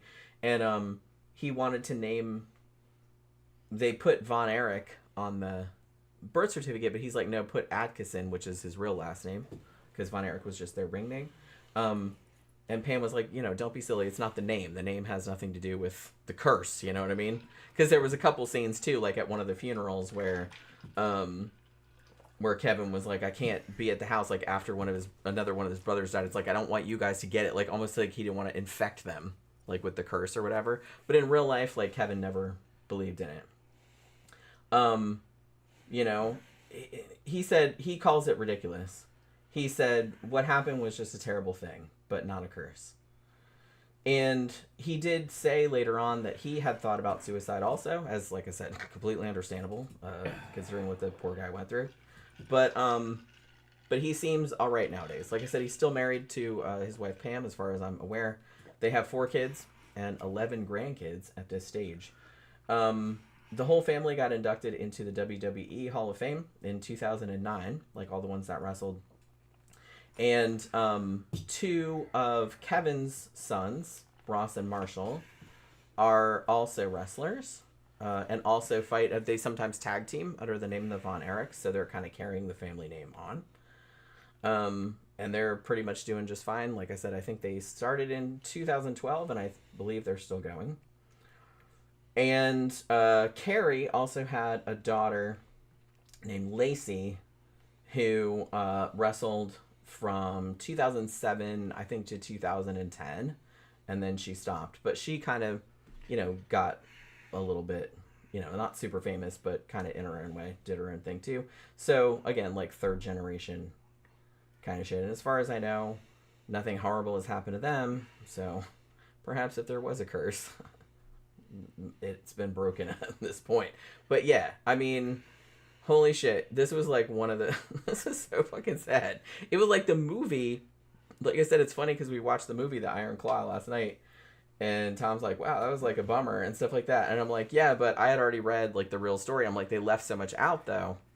Like I said, they didn't even mention Chris, the other son that killed himself. They didn't mention that David's daughter died of SIDS, like as a baby. They didn't mention that.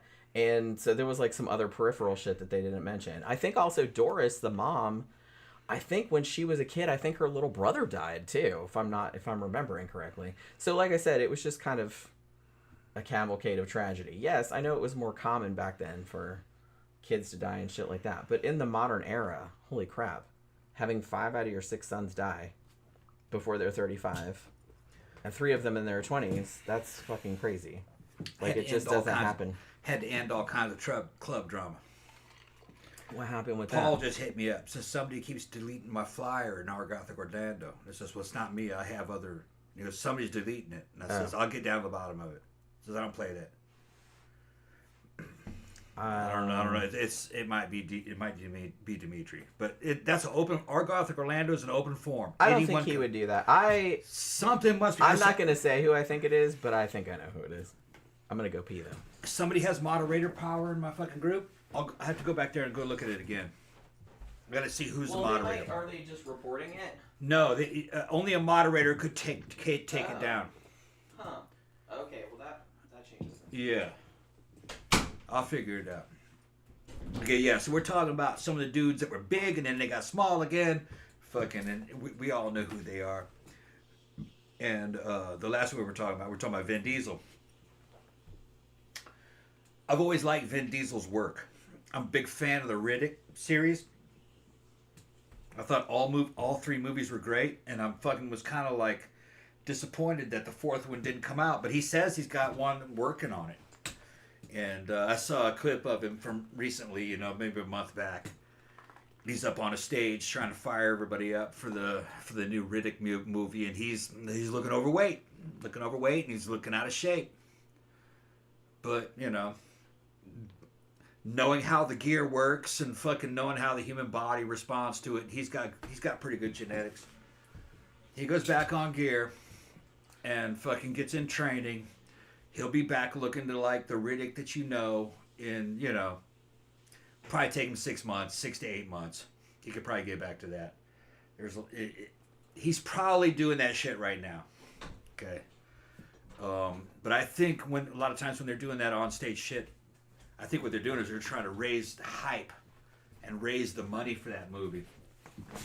Although if I was him, I would have gone into training and been fucking just jacked out there to try to raise the money for that movie. But I'd love to see a Riddick 4.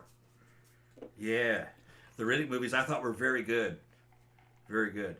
And what's funny is my boy Little Swole, who loves all the fucking 80s action flicks, has never seen not a single one of them. And I said, dude, you haven't seen one?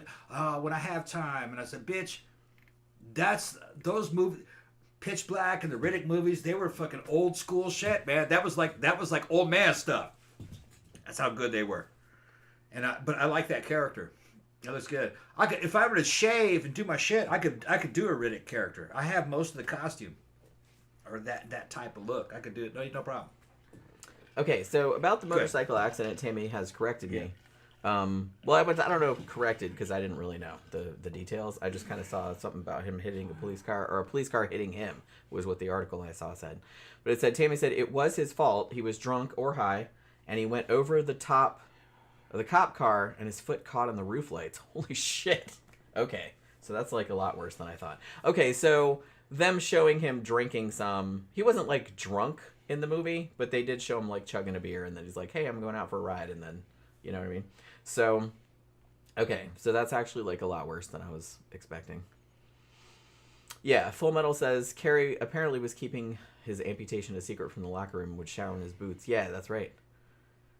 And then he also said, did you hear how they created a fake Von Erich cousin named Lance? Yeah, they do, like, there was a Lance, there was a Waldo, there was a Rip Von Erich, there was a Mark Von Erich. There was, like, they were completely unrelated wrestlers. They would always say, this is our cousin or some other shit. Like, they would do that kind of crap, you know what I mean? Yeah, I thought I was going to mention that because I had that in my notes, but I forgot to mention it. But yeah, so they did have, like, some, I mean, these ones were all related, obviously, but they did have some other unrelated wrestlers that they said were their family members and stuff like that.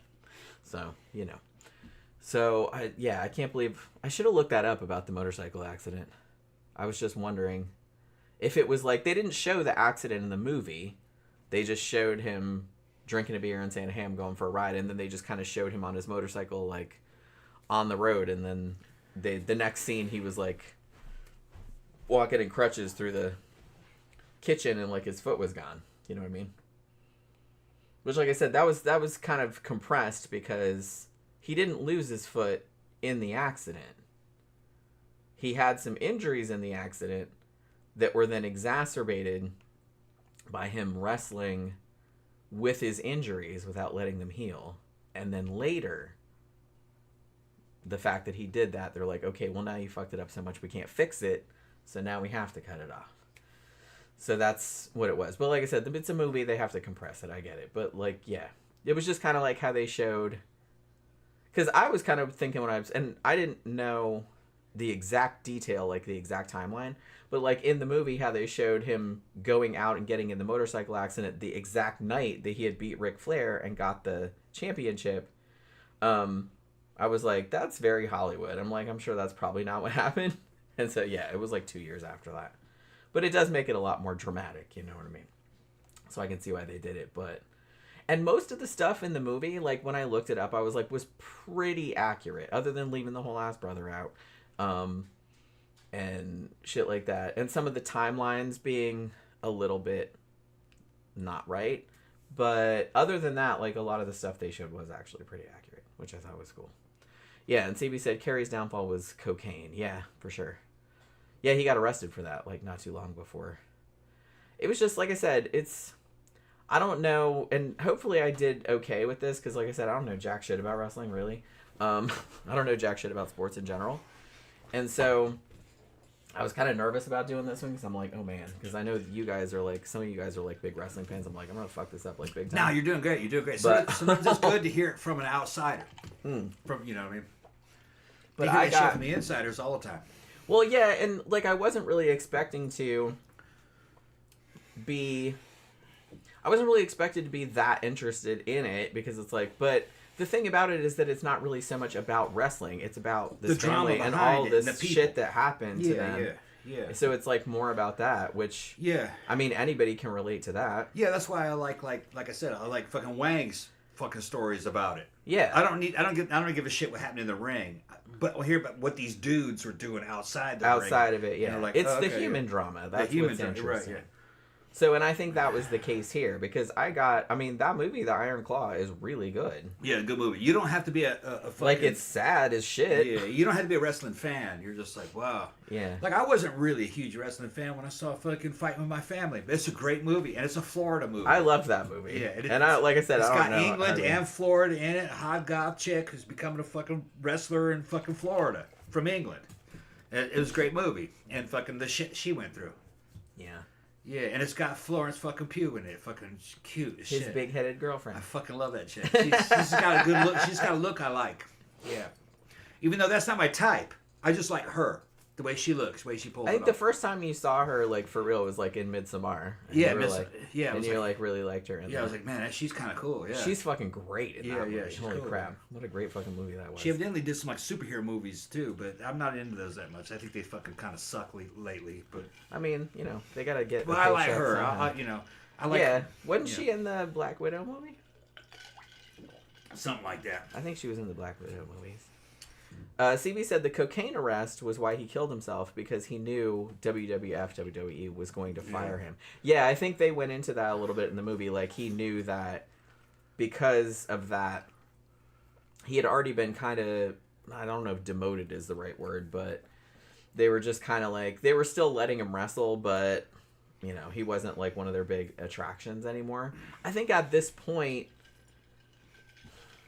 it's just kind of like this era was over, you know what I mean? Like, this kind of, you know, helped usher it in, but there at this stage there was so much competition. Like, you know, you had WWE at this point, the WWF I guess back then, but so it was kind of like they were sort of getting left behind, you know, and it's kind of sad because I just kind of feel like all of them, probably through the influence of their dad, they just all wanted to be on the top, and they just all wanted to win. And like when that couldn't happen, or when, you know, their stars started to fade or whatever, they just couldn't deal with it, you know. And that was kind of a bummer. Full Metal says the Wrestler with Mickey Rourke was a great drama. Yeah, Tom should see that. You would probably love that movie. That was a great movie. Yeah, Mickey Rourke, boy. And like I said, I don't really care about wrestling, but that was a great fucking movie. And Mickey Rourke was fucking great in it. Did he get an Oscar for that? Or an Oscar nom? I thought he did. I think I saw that in the theater. Rourke was a very interesting actor. He was the one that fucking hated Hollywood so much for being as fake as it was. He started actually fighting and getting the shit beat out of him. All his fucking head injuries, and he kind of went sideways after that. But very interesting dude. Yeah. Probably a little bit crazy, but you kind of have to be to do that kind of stuff, I feel. He was sick of the bullshit, man. He wanted to do something real. He's like, yeah, just hit me. Yeah, hit me, yeah. He wanted to do some fight. He's a man, quite a man. Yeah, crazy. I keep expecting Tom to want to go start a fight club or something one of these days. Jen knows I want to go to fucking MMA school. Yeah. Yeah, but I'm too old. But they got old dudes doing it. Old dudes do it. Old dudes doing it. Fucking, I'm in a good enough shape to do it, but I don't never had any intensive. Don't get killed. I had all kinds of combat fucking training for firearms and shit going back into the army, and didn't have any intensive hand to hand. And MMA, the mixed martial art, makes most sense to me because there's such a good ground game where it's a mixture of everything, and you're not confined to any kind of bullshit fucking kung fu style. That shit looks great on camera, but that's not real. You know, that's not the way a fight really works out. Now, I'd love to have that just experience and to have just a new challenge. I love to continue to challenge myself. I just don't want to get my brains beat out. I already had it happen. Well, yeah, like I said, I'm not. If you really wanted to do that, I wouldn't stop you. Yeah. But I would worry. It's just kind of like I don't stop you from riding your motorcycle everywhere, but every time you go out on the motorcycle, she's always worried about I'm worrying about it. Yeah. And I want to buy more and make more motorcycles, man. Recently, I've been getting so much into these fucking 80s motorcycles from when I was a kid and shit. And looking at these younger guys fucking lusting over old 80s motorcycles that were just common back in the day. And one of the ones I've been looking at is the fucking Kawasaki fucking LTD fucking 1000. That was the fucking, basically a KZ 1000 modified to be a cruiser. It was the one that Billy Idol was riding in the White Wedding album. On the Wet Wedding video. Yeah. that particular it's a very common bullshit motorcycle. It's a very good motorcycle, but you can get them for nothing now. And man, I was thinking about just getting something like that and just restoring that bitch. I don't know why. Yeah, you've been kind of. You can get one for a couple $100. All consumed about that lately. Yeah, that particular fucking motor, the LTD. Yeah, mine would be a little bit different though. I would change it a little bit, but I don't know. It's all these projects. I got other motorcycles I haven't finished out there. I'll never finish that fucking that RD. That's typical, dude. It's like they have all these ideas about stuff. And it's like Yeah. they never finished doing Well, it. the thing was I was building that one from the ground up. It never ran. That's true. I would get one that was running. You know what I mean? Which that you got everything you need already. You don't have to source everything. Once I found out what expansion chambers were going to cost me for that fucking thing, You're like, never mind. yeah. And I didn't really get into that. I didn't get deep into that. Maybe $500 worth, $400 worth of overtime. It was fun. It's a decoration in the living room. Pretty much, yeah. Yeah. CB says it's unfortunate Kerry Von Erich and Kurt Hennig, aka Mr. Perfect, died and cocaine was involved. Honestly, cocaine was so ubiquitous in this era. Yeah. That I mean, a lot of people died from that because, like, you know, a lot of wrestlers did die because of all the fucked up shit they did to their bodies and stuff like that. But a lot of them were also kind of party animals, like outside of the ring. Yeah. And that also did not help. Cocaine was not a cheap drug. It wasn't something like crack where it was something that street fucking people did. It was shit that doctors and lawyers did cocaine. And celebrities. And celebrities did cocaine. So that was like a very highfalutin, high Yeah, in the class 80s. And drug. coke was kind of everywhere. Yeah, like, it was everywhere. They didn't really think anything negative, and people wanted it, and it wasn't illegal for a while. I mean, it was in the 80s for sure, but They eventually made it illegal, but it wasn't when it first appeared. It took a couple years for them to make it illegal. So, but yeah, fucking, and 80s was a cocaine era. oh, big time. Yeah, Florida was built on cocaine. Yep. Yeah, no joke. Go look up cocaine cowboys. Miami wouldn't be the way it is No.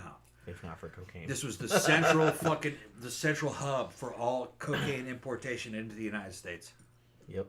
And They made so much Florida fucking would never really happen. They made so much It wouldn't have become a world class fucking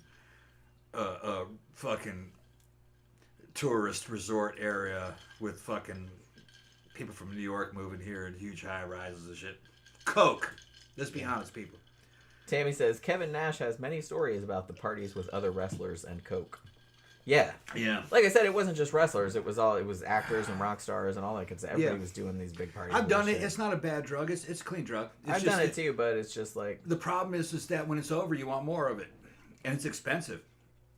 My rule was to never pay for it. If somebody gave me some for free, I'd do it, but I wouldn't pay for that shit. You wake up the next morning. I would do it too if I didn't have to pay for it. Yeah, you wake up the next morning and says, man, where can I get some more of that shit? Fucking, oh, fuck that. I start drinking myself into a fucking let's not go stupor, and you there. forget all about it. It's like I'd rather be an alcoholic than you forget cocaine. all about it quick.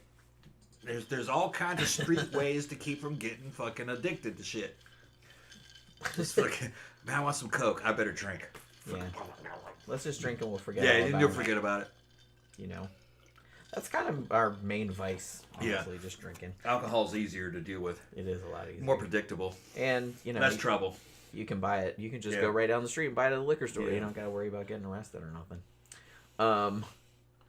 Full Metal says, Jenny, on a positive note, I was supposed to be on jury duty tomorrow morning. Oh, my God. But as of 3 p.m., it was canceled. Oh, I love when that happens. I think the only time I got called for jury duty, I was like, fuck me. And then the same thing happened. Like, they canceled it. And I was like, yes. It's like, so now I'm taking a mental health day from work and going to see the Toxic Avenger tomorrow. That sounds awesome. That's so cool when that happens. It's just kind of like, man, I thought I was going to have to do this shitty, horrible thing tomorrow. And it's like, now I don't have to. You're just going to tell them at work, it's like, oh, jury duty. You know what I mean? Then get out of it. And then just go do something fun instead. CB said, cocaine had no effect on me. I was pissed it was expensive. Yeah, it's like, the only thing, I don't really know how good the coke I got was. But it made me feel slightly less drunk. And that was about it. Because I was like, I wasn't hammered. But I was nicely buzzed. You know? Because I'd been drinking for about an hour or two at that point. And, I didn't really feel much of an effect, honestly. I was just kind of like, oh, I feel a little bit less drunk and a little bit more awake, and that was it. I was like expecting it to be better. Yeah. Like, we didn't pay for it, somebody just gave it to us, but some friends of ours because they had some extra. But you know, I wasn't impressed. But like I said, I don't know where they got it from, so it could have been anything.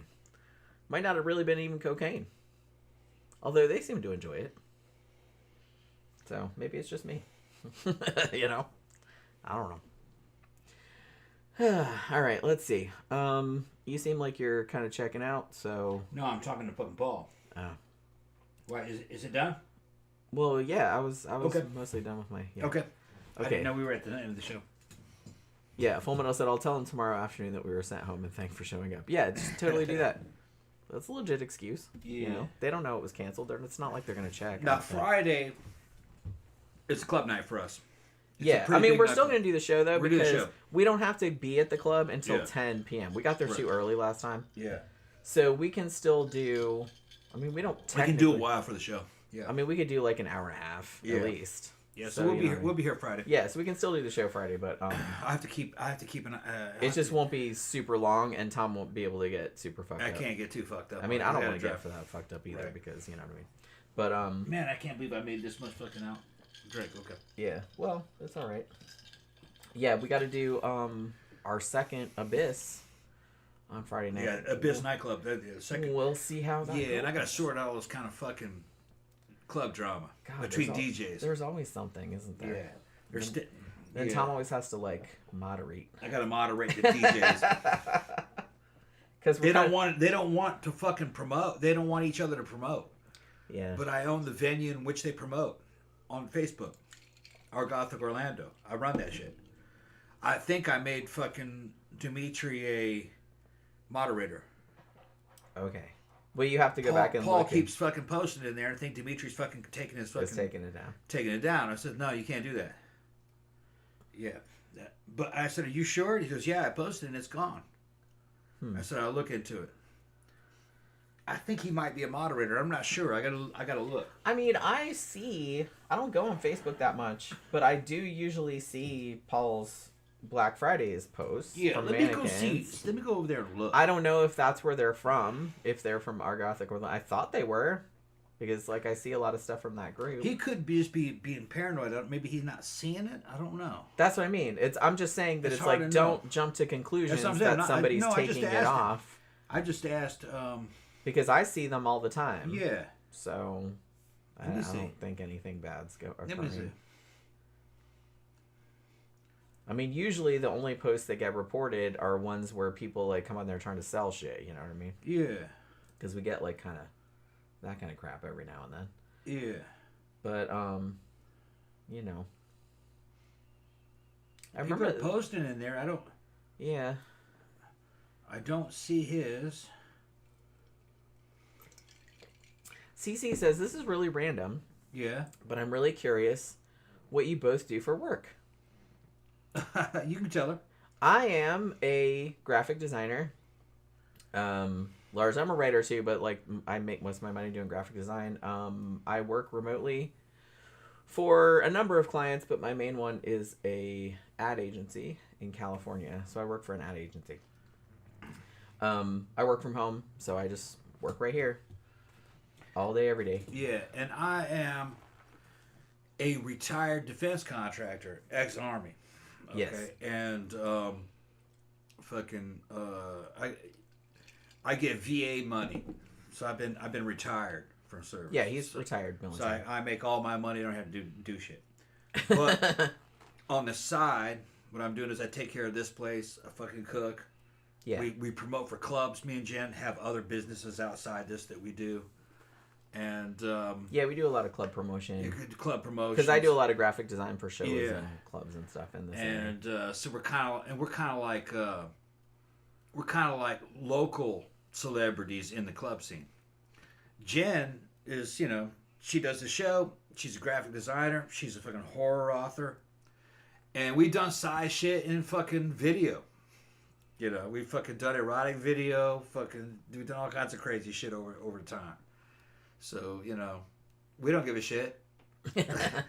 We work for ourselves. We just so need money, we can't bitch. get fired. We work for ourselves. So we're totally independent contractors. Yeah. Like I said, it's And kind of artists. It's kind of scary because, you know, There's no safety net. I have a stable of clients. It's like if I lose a big Yeah. one, I'm kind of hosed until I can find another big one. I am a safety net, though. My money comes. I can go to jail and my money will come. Yeah. I mean, you have it a lot. Yeah. But we have other shit that we do Yeah. that isn't within the safety net. Yeah. We don't make a fuck ton, but it's enough. And we paying for this big ass house, too, which we have equity in this now. We may not stay here forever. We might sell this one. And we'll see what happens. I like this house, but it's a lot. It's big. It's a lot, and as we get older, we might want to move to a place where we could live a lot better. Yeah. You know, we've thought about move to Mexico City. We've thought about moving to another country, like moving out of the U.S. We can, yeah. Like when we get older. We would be extremely wealthy in, say, the Philippines. You know, yeah, we have talked or about Mexico, the Philippines, or Mexico. That'd be good Yeah. too. I don't know. We'll see. We've talked about it. Yeah. Like not now, obviously, but No, that's years away. but like retirement age. Yeah. Which is not that far off, but still like Yeah. still a few years for me. When can I retire? 64? Is it 64 now? I don't know. So I still got a while. Yeah. 11 years. If it's 65, I got 12 years. That's a long time. But, you know. Cece says, wow, that's very cool. I was not expecting that. What was she not expecting? Thanks for your service, Tom. I work remote too. Yeah. Yeah, I didn't for a long time. I mean, coming up, I've been a graphic designer since the 90s. And I usually worked in print design. So I've worked for newspapers. I worked for direct mail companies. I worked for a company that made trade show booths. I've done all kind of different shit. But I got laid off. I worked at a print shop from 2013 to 2016, and I got laid off. Actually, the print shop ended up closing because it was horribly run. You know, but that's a whole other story. And so after that point, I kind of freaked out, went on unemployment for a little while, and then took some of the clients from the print shop with me, and then eventually built up a stable of larger ones that have kind of kept me going all this time. Like I said, I got some other shit going on other than graphic design. I write books, you know, so I get like small royalties from those, get a little bit of money from this show, not a lot, like ad revenue, you know, super chat, stuff like that. And, you know, just little bits of money here and there, wherever you can kind of get it. So that's kind of how we have. Yeah, and I'll do anything. I'll build motorcycles. Fucking do a lot of fucking bullshit like that, and fucking would just try to fucking hustle money. But I'm fucking, you know, I was a salesman. I did a lot of other things before. I was a cook, professional cook. Now he just cooks for me. Yeah, I cook around here. I love to cook. Made a cookbook. Yeah, which is awesome because I really don't like cooking. Yeah, no, I'll do Indian like I food. will, like to keep me from starving. Do but... Indian food. I can do pastries. I can do anything. Yeah, he can cook anything. Yeah. Everything he makes is delicious. Yeah. Like I said, we did a cookbook. Yeah. That's on Amazon too. Let me see. Full Metal says, Jenny, would you be interested in watching one of my horror movies? I'm not asking for a review. I'm just sharing. I acted in it. Was an associate producer. Yeah, I would totally watch that. Yeah, just send it. Cece said, what kind of stuff do you normally design? What I like to do, because I do a lot of flyers. If you ever see a flyer for a goth industrial club or a goth industrial band or something like that, like in Orlando, Tampa area, sometimes Daytona, probably 85-90% of the time I probably did that. So I do a lot of those. The main client I have is actually the ad agency. Their main thing is social media for car dealerships. So I do a lot of car ads. But they have like other clients too. Like they have like laser facial clinics, like a couple restaurants, a dental clinic, like stuff like that. So shit like that. I'll pretty much do anything. Another one of my main clients is they do commercial real estate. So I do a lot of stuff for them, like packages to show to clients. It's like, hey, here's this property that we're selling, and I try to make it look all pretty so they want to buy it, however $1 million it is. I've been working with them a long time. They were actually one of the clients I took from the old print shop that I used to work for that went out of business. But yeah, I also do package design for this one guy that has a shop that sells all the, like, as seen on TV stuff. But, like, he takes the stuff and, like, repackages it, like, with his own name and his own product name and his own shit and everything. So I do a lot of package design for that guy. But yeah. So I have, like, probably about 6-7 different, like, steady clients. And that I've had for a long time. Always looking for new ones. Oh, man, I did something for Ilya today. For a Starry Night. Yeah. He's having, like, a house party. And that's kind of like, and he wanted it to look like a 70s horror comic. So, I had a good time doing that. Did you do it? Yeah. Yeah. What do you think of it? I don't know. He hasn't seen it yet? He hasn't seen it yet, probably. Yeah. But I love doing shit like that. Anything having to do with goth or horror, like, obviously that's going to be my favorite. Jim made a badass fucking horror documentary. Oh, I did. It's on YouTube, yeah. It's on YouTube. It's just history of horror movies. History of horror. It's fucking like, how long is that? Like 3 hours? It's like 2 hours and 2 hours and 20 minutes or something like that. I don't remember how long it ended up being. I have a true crime channel too called Crime at Memorial, and I have another channel called The Scare Salon, where I kind of usually post like kind of longer form videos. Like, I think I just posted one the other day that was like a book versus movie comparison of the Shirley Jackson novel We Have Always Lived in the Castle. I'm doing one of Hell House too, but I got to rewatch the movie. I just finished rereading the novel yesterday because I hadn't read that in a long time. But yeah, I'm gonna do like a big thing about that, and I also design board games. Yeah. And card games. Show him a board game. Let me show. Just for fun. Yeah. Like, they're for sale, but I don't really... Nobody like, buys them hardly. Not really. Like, I sell one every now and then, but... I mean, they're expensive. Yeah. But yeah. Show one. That's my Halloween one. This one's super expensive. But it's like... But there's like a lot of stuff in it. Yeah. But yeah, see? I do everything. I do the cards. I do the box. Yeah. Everything. I love doing shit like this. The robots make them. She designs them. This is what I do for fun. Yeah. Her hobby is to make these board games. Yeah, I love... Well, that's my favorite thing. It's like, if somebody would pay Mm-hmm. me enough money to live on just doing that, that would be super awesome. Look how beautiful that artwork is she does. Yeah. Yeah. And this one is all about haunted summer, like Mary Shelley and Percy Shelley and Lord Byron and all that. Because I'm kind of a literary Now, nerd. where could they buy those, Jim? The Game Crafter. The Game Crafter, and how they find your games on the Game Crafter. I have my channel is called Giallo Games. Giallo Games. Well, because when I first started out, Yeah. I was just doing ones based on Giallo movies. Like, I did like a Giallo movie name game, like a card game. And I did one called The Three Sorrows, which was kind of based on the three mothers from Suspiria, Inferno, yada yada, the Dario Argento movies. And then I was just kind of like, well, this is a little, like, I love that aesthetic, but I was like, it's a little limiting. So I kept the name and the logo, but I just started designing other shit. Oh, they're freaking out. They're going, wow, those are beautiful. Yeah, no. This is the newest one I did, which is just a card game. It's just a card. Yeah, that one's a lot cheaper. Yeah, that's like about it, like a Victorian seance called Dear Departed. We make awesome shit. We just don't plug it enough on the shows. Well, I'm not really interested in doing promotion. That's like not my thing. That's really my thing. I'm interested in making things. Yeah, my thing is actually sales and promotion. I need to but I'm always drinking, and I always forget that y'all don't know about these.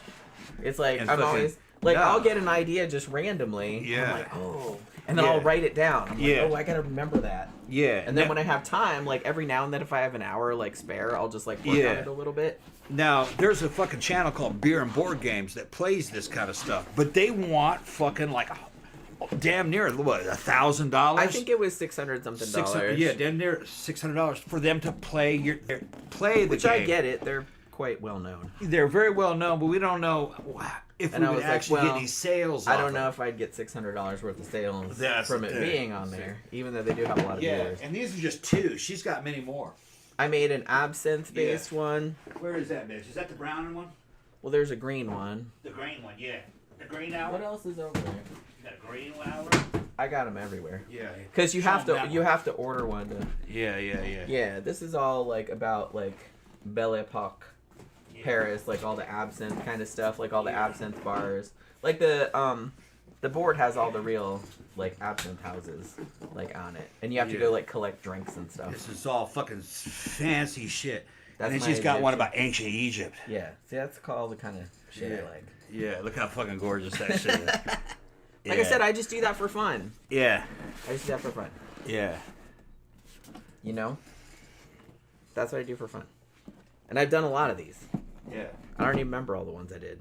I did an art theft one. Papa says, what about a serial killer trivia game? I have thought about that. I was Yeah. gonna do a horror trivia, but then I thought, well, there's a lot of apps, like phone apps, where you can do horror trivia, because I have a couple of them. Now, Until I got sick of them because I answered all the questions. But it was saying that... thank you by the way for the super chat. Yeah. Okay. Now, Elizabeth said that that's something you could easily sell at a convention, that they love that shit. Yeah. When we would go to conventions, I would sell all of her books. Yeah, All of them. We'd bring probably 50 books and sell them all. yeah. We didn't, but we were at a crime convention, Well, no, it was a horror convention. horror convention, but we were doing the true crime section. Thing is, we haven't been invited back in a while. Yeah. They invited us to go. And the thing about the board games is that there's kind of a high... I mean, for me, like, ordering copies of my books to sell is pretty cheap. Like, they're not that much per copy. You know, and then I can sell them for $15 or whatever. Those games It's a lot of layout. are a lot of layout. Like, if I... Like, that Halloween Hallow one, that's almost $100. Yeah. Like, you know what I mean? Because there's a lot of stuff. Yeah, they're not cheap. Well, there's a lot of stuff in it. There's a lot of figurines pieces. and- There's a lot of, cards. There's a lot of... There's and a then all huge the board. printing and all the shit in there. Yeah. They're top notch. So, like you said, you can drop $100 on that game. I mean, that one I did. Like, most of the ones, like this one, I tried to keep this one, like, reasonably priced. You know what I mean? Because I was like, I'm not even going to put... Show them the cover of it. Because I was like, I'm not even going to put, like, instructions in it. I'm just going to print them on the back. 'Cause it's a pretty simple, like, card game. You know what I mean? Like I said, it's kind of based on a seance kind of thing. And, so I wanted to make this one, like, as cheap as I can make it. But the Halloween one, I had so much fun with that. I said, you know what? Fuck it. I'm just going to make this, like, super expensive. Like, I'm just going to put what I want to put in it. And if somebody wants to buy it, even though it's, like, $100, We'll show you what it looks then like. that's cool. But I didn't want to limit anything. I just wanted it to be exactly the way I wanted it. That's what the cards are. It's a type of card game. I think they're upside down. They're upside down. I don't know the rules. Jen would know. Are they Yeah, upside like I down? said, it's kind of like a seance where essentially you're kind of like, you have the cards and you have to kind of, one player is the psychic and the other players are like the sitters, and like you have to guess how the person died kind of thing. Because they all have like wacky, like ways, and they're not wacky, but like kind of funny, like ways that they died. That they die. Yeah. I kind of Some like, kind of seance game. yeah, I was thinking about it like kind of the Haunted Mansion. Okay, like, yeah. from Disney. You know what I mean? Like that's kind of how I was thinking it. Because I love that. Oh, how much is that game? This probably like 20 something. Okay. You know what I mean? I think that's all that is. They're the kind of games that you get your friends together, which people don't do that much anymore. So, but you get down and you drink around a table and you fucking play the game Yeah. and laugh about it. So, but her big games, no, they're gorgeous. They're fucking really good. Better than anything Parker Brothers put out in terms of fucking just like the quality of the. I have an Edgar Allan Poe trivia one too. Yeah, where is that? Called Red Death. I don't know where that's at. I think that's probably over there. And she's I got think a shining one. Who did the shining? no, that's you bought me that. I bought that one. Okay. Yeah. I think the Red Death one Red is under Death, there. Yeah. Thing is, if I pull Red Death, Yeah, don't pull it out. let me see. That one's I like don't think I can get Red Death out. that one's like Edgar Allan everything Poe on trivia, but you're trying to get out of the Red Death mansion. Yeah. So I because I had kind of have an obsession with Mask of the Red Death. I can get it out. Like all the different colored rooms and stuff. Yeah. So I made the board kind of like that. But you have to get out of there by answering questions about Edgar Allan Poe. So yeah, I did that one too. So yeah, that's like a trivia game. But that's like, can you see that? That looks like what the board looks like. How much is that one? I don't remember offhand. Like I said, none of the big ones are cheap because there's a lot of components. Like you can see all the this one even has like a little realistic looking heart in it. Full Metal Nosferatu said my fiance and stepson would love those games. Yeah. And like I said, I never made them like with the intention of making much money off them. I just made them because it occurred to me to make them. Show the board. You know, because it occurred to me to make them, and I thought it would be fun. That's what I do for fun. Is make these. But yeah, this has a big board like that. Yeah, it's hard. Yeah, a big hard board like that. That's all this made. Yeah, it comes with a few deck of cards and little dice and little players, little. And it's got like little guys like the same colors as the rooms. Yeah. Like I said, it's based on the Mask of the Red Death story, which I have a kind of obsession with. I don't remember all the ones I did, honestly. Yeah. How does this go? That's right. Okay. Cece says these are sick. Yeah, they're fucking. No, we're not fucking like stuffed shirts, bro. Jen's talented. Jen's talented. We're fucking real. We can make cool shit. Like I said, I just don't. I never had. This is probably why I'm We're not. just not really plugging it. I'm just not a millionaire by now because I have like all these cool ass ideas, and then I'll do them, and then I'm like, okay, now I have this other cool ass idea. Yeah. And then I just kind of put that in the corner, just like don't ever say anything. Yeah, and a lot of times I won't even know the shit's going on, and then there's no like professional effort to like promote it. Yeah. You know what I mean? Because that's a whole job in shit itself. Without me, I'm no okay. Yeah. Well, some of those I made before I knew you. Honestly. Yeah, and then you have to fucking pay a lot of money to promote it. Yeah, you do. You know. Yeah. So it's not like it sells itself. You're gonna have to put it on shows to get promoted. I think that's there's a big risk. My biggest weakness is that I have absolutely no interest in promoting anything. Yeah. I just want to make it. Right. And stuff like that. Those are custom games. Robots make them, but they're custom ordered. So the prices are going to be high. It's not it's not like ordering a set of Monopoly. They make millions of those bitches. Yeah. You order a game like that, it might cost you $100, but you like be the only like 1 out of 3 or 4 people that have it. You know what I mean? And it is a very special game. And Jen knows about playability. They're playable. Yeah, I put a lot of thought into that. Like I said, that's something I really enjoy. Yeah. That would probably be my perfect job if somebody would just like pay me to do those and not interfere. Yeah. Just like let me make what I wanted. And then they promoted it. Yeah. That would be super cool. That'd be like my perfect job. Nosferatu's asking, did y'all see my movies website? Didn't see it. Not yet, no. Not yet. CC said to do a lot of Adobe work or something like that. Oh, you mean like Creative Suite, like Photoshop and Illustrator. Yeah. Photoshop and Illustrator I use most of the time. I also use InDesign. I mostly use that because I do my own book layouts. So Jenny makes more money off books than games. Games. Books sell a lot easier. Yeah, especially the true crime ones. And they're cheaper. It's a cheaper product, so you sell more. The true crime books, I mean, I did some paranormal ones too, and they sold pretty good. But I feel the true crime ones are like... It's time to actually do more books. And really, I just did a new Faceless Villain.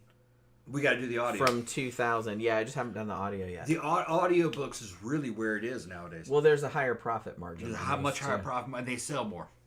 And you do sell some print. Like I've done, I did the print and the ebook, but I haven't done the audio. A lot of people want to do an audiobook, sit back and listen to it, which I understand that. I love to sit back and listen to fucking I can't listen to audiobooks. I get too distracted. Well, it's like listening to a show. I like it. But see, that's the thing. Like, because I will listen to a podcast or a documentary, something like that, about a lot of the topic that we're doing. Yeah. But I have to watch it. Yeah. Like, if I just put it on and I'm working on something else, I won't hear a fucking thing. We haven't done an audiobook in years. No, I need it. Like I said, I published it and I was like, oh, I'll get to the audiobook. I just haven't got to it. How many audiobooks could you pull out your ass right now? Just one? Probably. I mean, they take a while to do. Yeah. Well, no, like all of my other takes stuff. us a week. It takes us a week. All of my other stuff already has audiobooks. Yeah, no, all the But other it's just the new one that I put out like a few months ago, which is another volume of Faceless Villain. Yeah. Which is true crime. And that sells good. Compilation. I just haven't done the audio for that yet. I just didn't. Is Faceless Villain, is that new book selling? It seems to have sold a few, but so far. But like I said, it's audiobook. I just have to do the audiobook first. Says, what is your pen name for your books? It's under Jenny Ashford. Yeah, her maiden name, or not maiden name, but her. Well, that's name my first name. First name, yeah. She's known underneath that name, so there's no reason for her to change it. Yeah. See, my actual maiden birth name. Yeah. My last name is Mitchell. Yeah, Jenny Mitchell. But that's But then I got married when I was a very long time ago, like in the '90s, mid '90s, and then his last name was Ashford, so I changed it to that. And then I started writing books, and under Ashford, at that name, and I had written so many books under that name that when we got divorced, and then I ended up marrying him, so now my last name is Ross. Yeah. But I was just like, well, I'm just gonna leave it because all my books are already under that name. Keep it Ashford. Yeah. So it's kind of like a pen name at this point because that's not my legal name. That's not a real name anymore. Her legal name is Jenny Ross. Yeah, I changed my legal name to Jennifer Ashford Ross. Yeah. If that's what's on my driver's license. We get mail Jenny Ross though sometimes. I do, yeah. Because I usually just use the last name. Yeah. But my on Amazon it's under Jenny Ashford. Yeah. And all my shit is under there.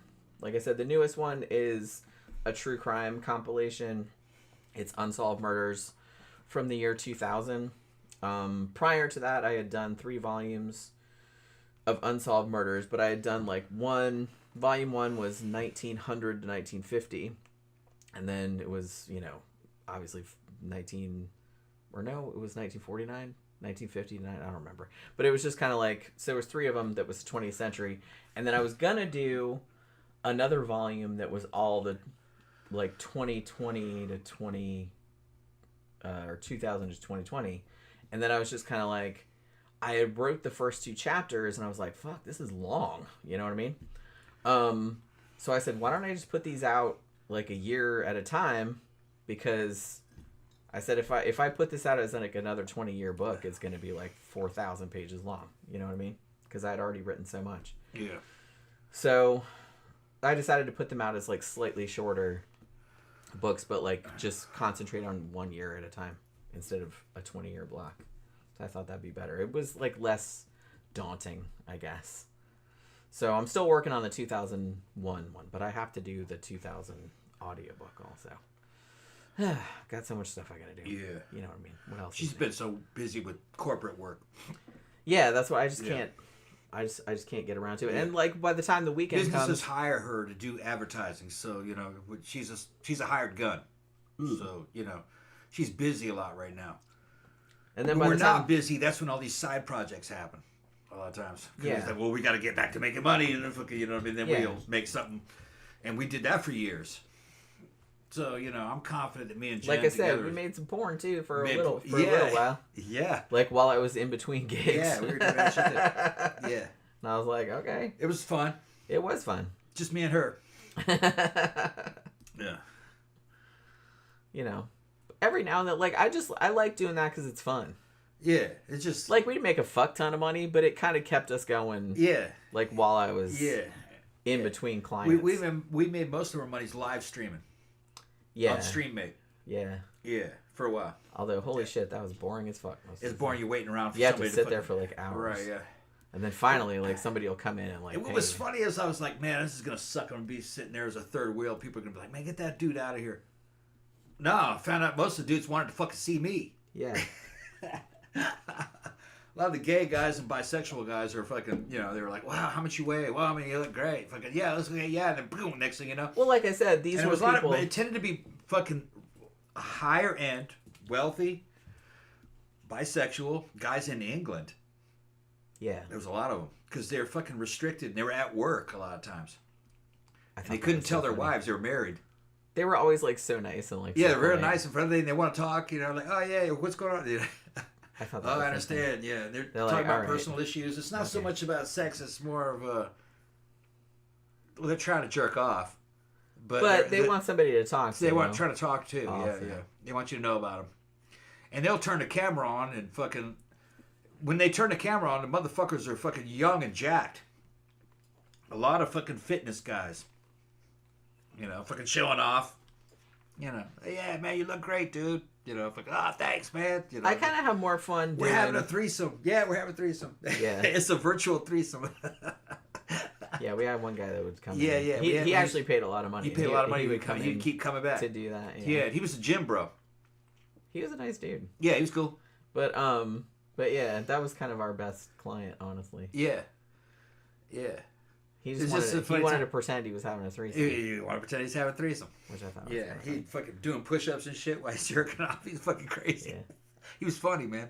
It was fun, but like I said, it's more fun doing videos because you can control the content. Control it. You don't have to, because Stream 8, you just kind of have to sit there and wait. Yeah, it's kind of like sitting in the window in the red light district and waiting for somebody to come by, and you're not really sure what they're going to ask you to do. We got nothing. We didn't get asked to do anything that weird, but some of the stuff was kind of like, oh man, do I really got to fucking do that? All right.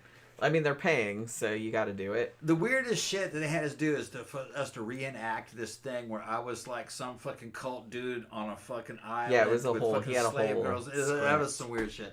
And I was like, okay. But they paid us. They did. Another one. I found that the hardest, weirdly, because I was like, oh man, now I gotta you had to act and shit. Yeah, and I'm just like, I don't really want to do that. That was the most ridiculous. I don't really want to do that. The rest of it was pretty standard.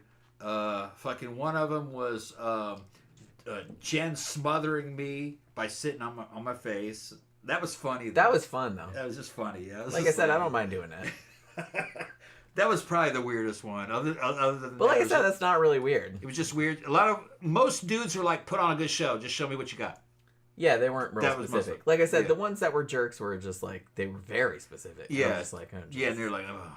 And you have to do it because, like I said, they're paying. Well, you don't have to, but you want to. But make the money. You want to make the money, so they're paying you. So it's like, okay, not really my thing. All right. Some of them were just like, "What is it you won't do? I'll pay you for that." They're like, "Just get the fuck out of here." Yeah, we did get a couple like that, and I was just kind of like, "Well, I'm not going to tell you like the real thing, right? Because then you're going to make me do it." Yeah.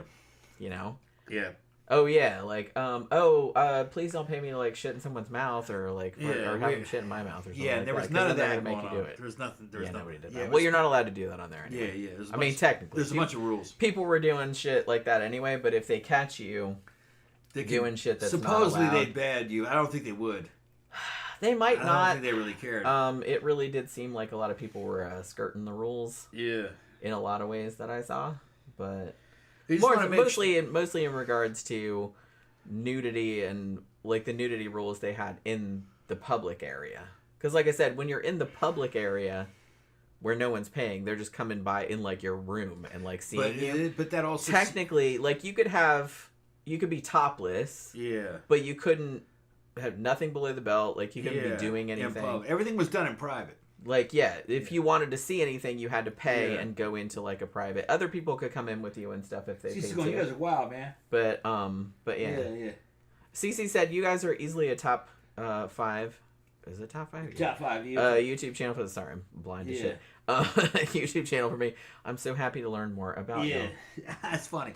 All right, Cece, are you male or female? Cece could be a guy or a girl. I don't know who it is. Well, yeah, it's just the initial. But that's funny. No, we've been doing this show for a long fucking time, and it was never really intended since 2016. Since 2000, and it was never intended to be a mainstream show. We didn't want that.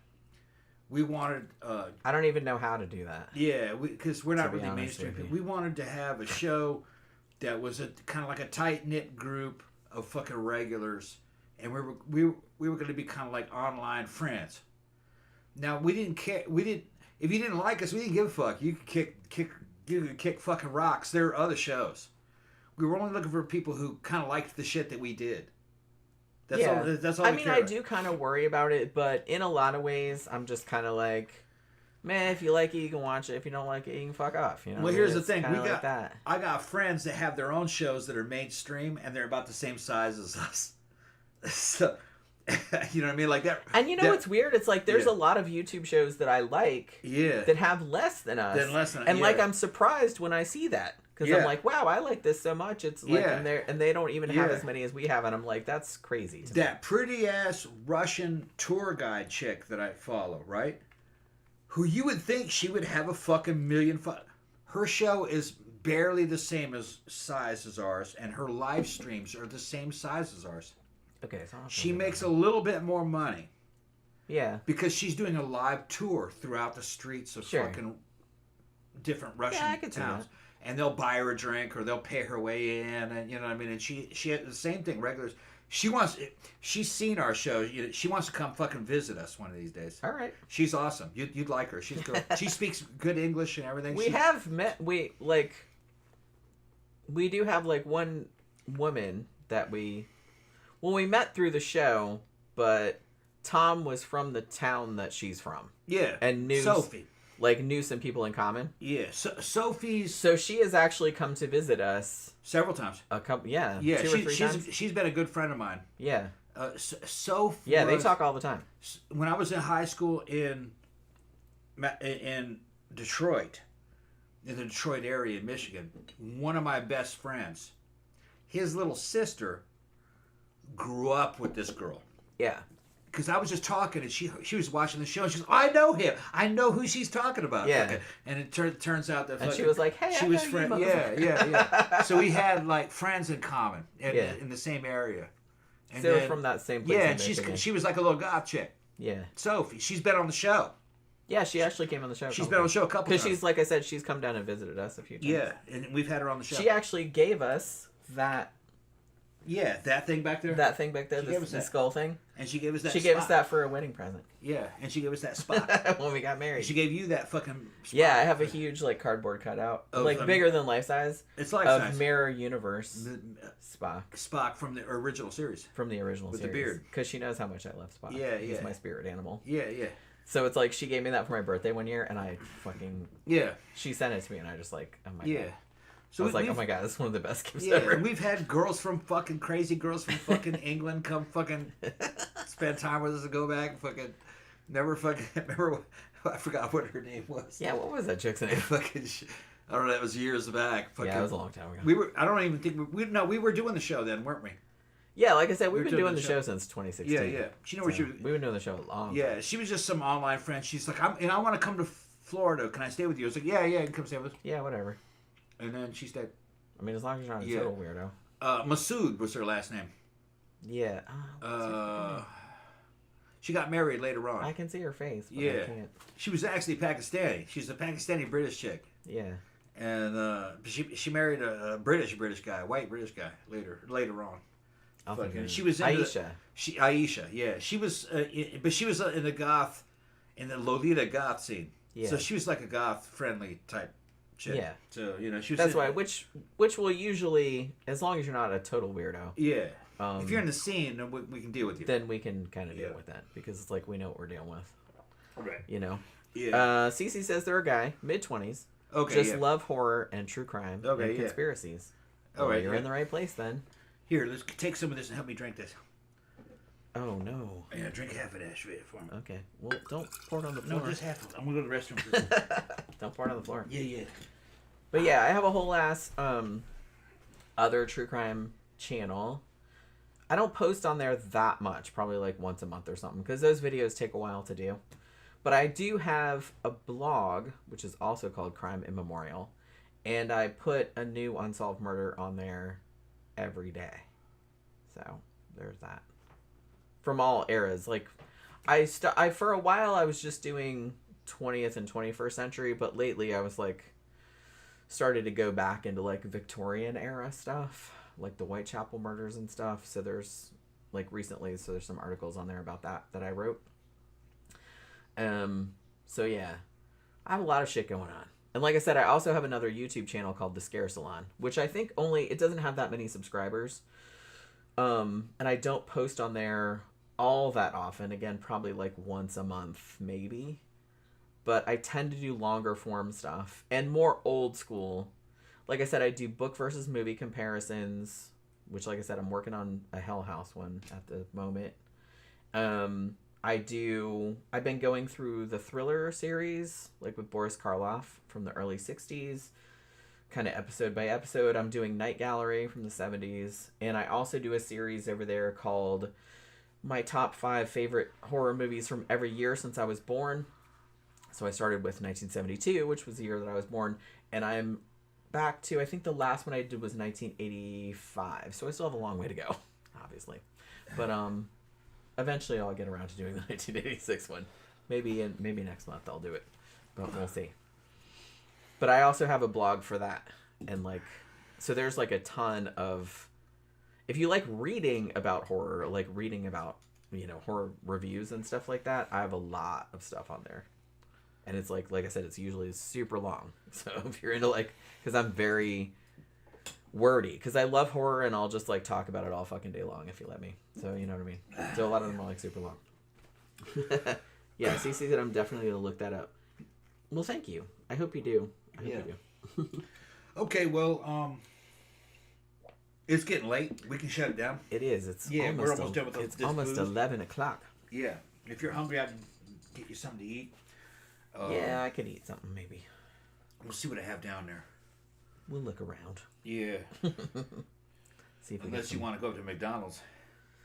I don't know if I want to drive up to No, McDonald's. don't drive up Okay. there. All right, go ahead. Don't drive Go up ahead. there. Shut it We down, got all Jack. kind of, We'll come back Friday. we got all kind of food in our house. Yeah, we got all kinds of food. All right, so thank you everybody for dropping by. Hopefully I did the topic justice. Like I said, I know fuck all about wrestling, and I was really stressed out that I was going to mess something up because I know some of you guys are really into it. But I hope I did okay. I did actually get really into the story afterwards, so you know what I mean. But yeah, so as you know, we will be back on Friday night for the Sidetrack show. It will probably be slightly shorter than usual because we're going to go to Abyss. But like I said, we don't have to leave until like 9 or 9:30. So we'll probably be on for like an hour and a half at least. So, you know, but we can't get too fucked up on the show is all I'm saying. So hopefully you guys can join us for that. Thank you for dropping by this evening. Thank you for your super chats. And we will see you again, hopefully, on Friday night.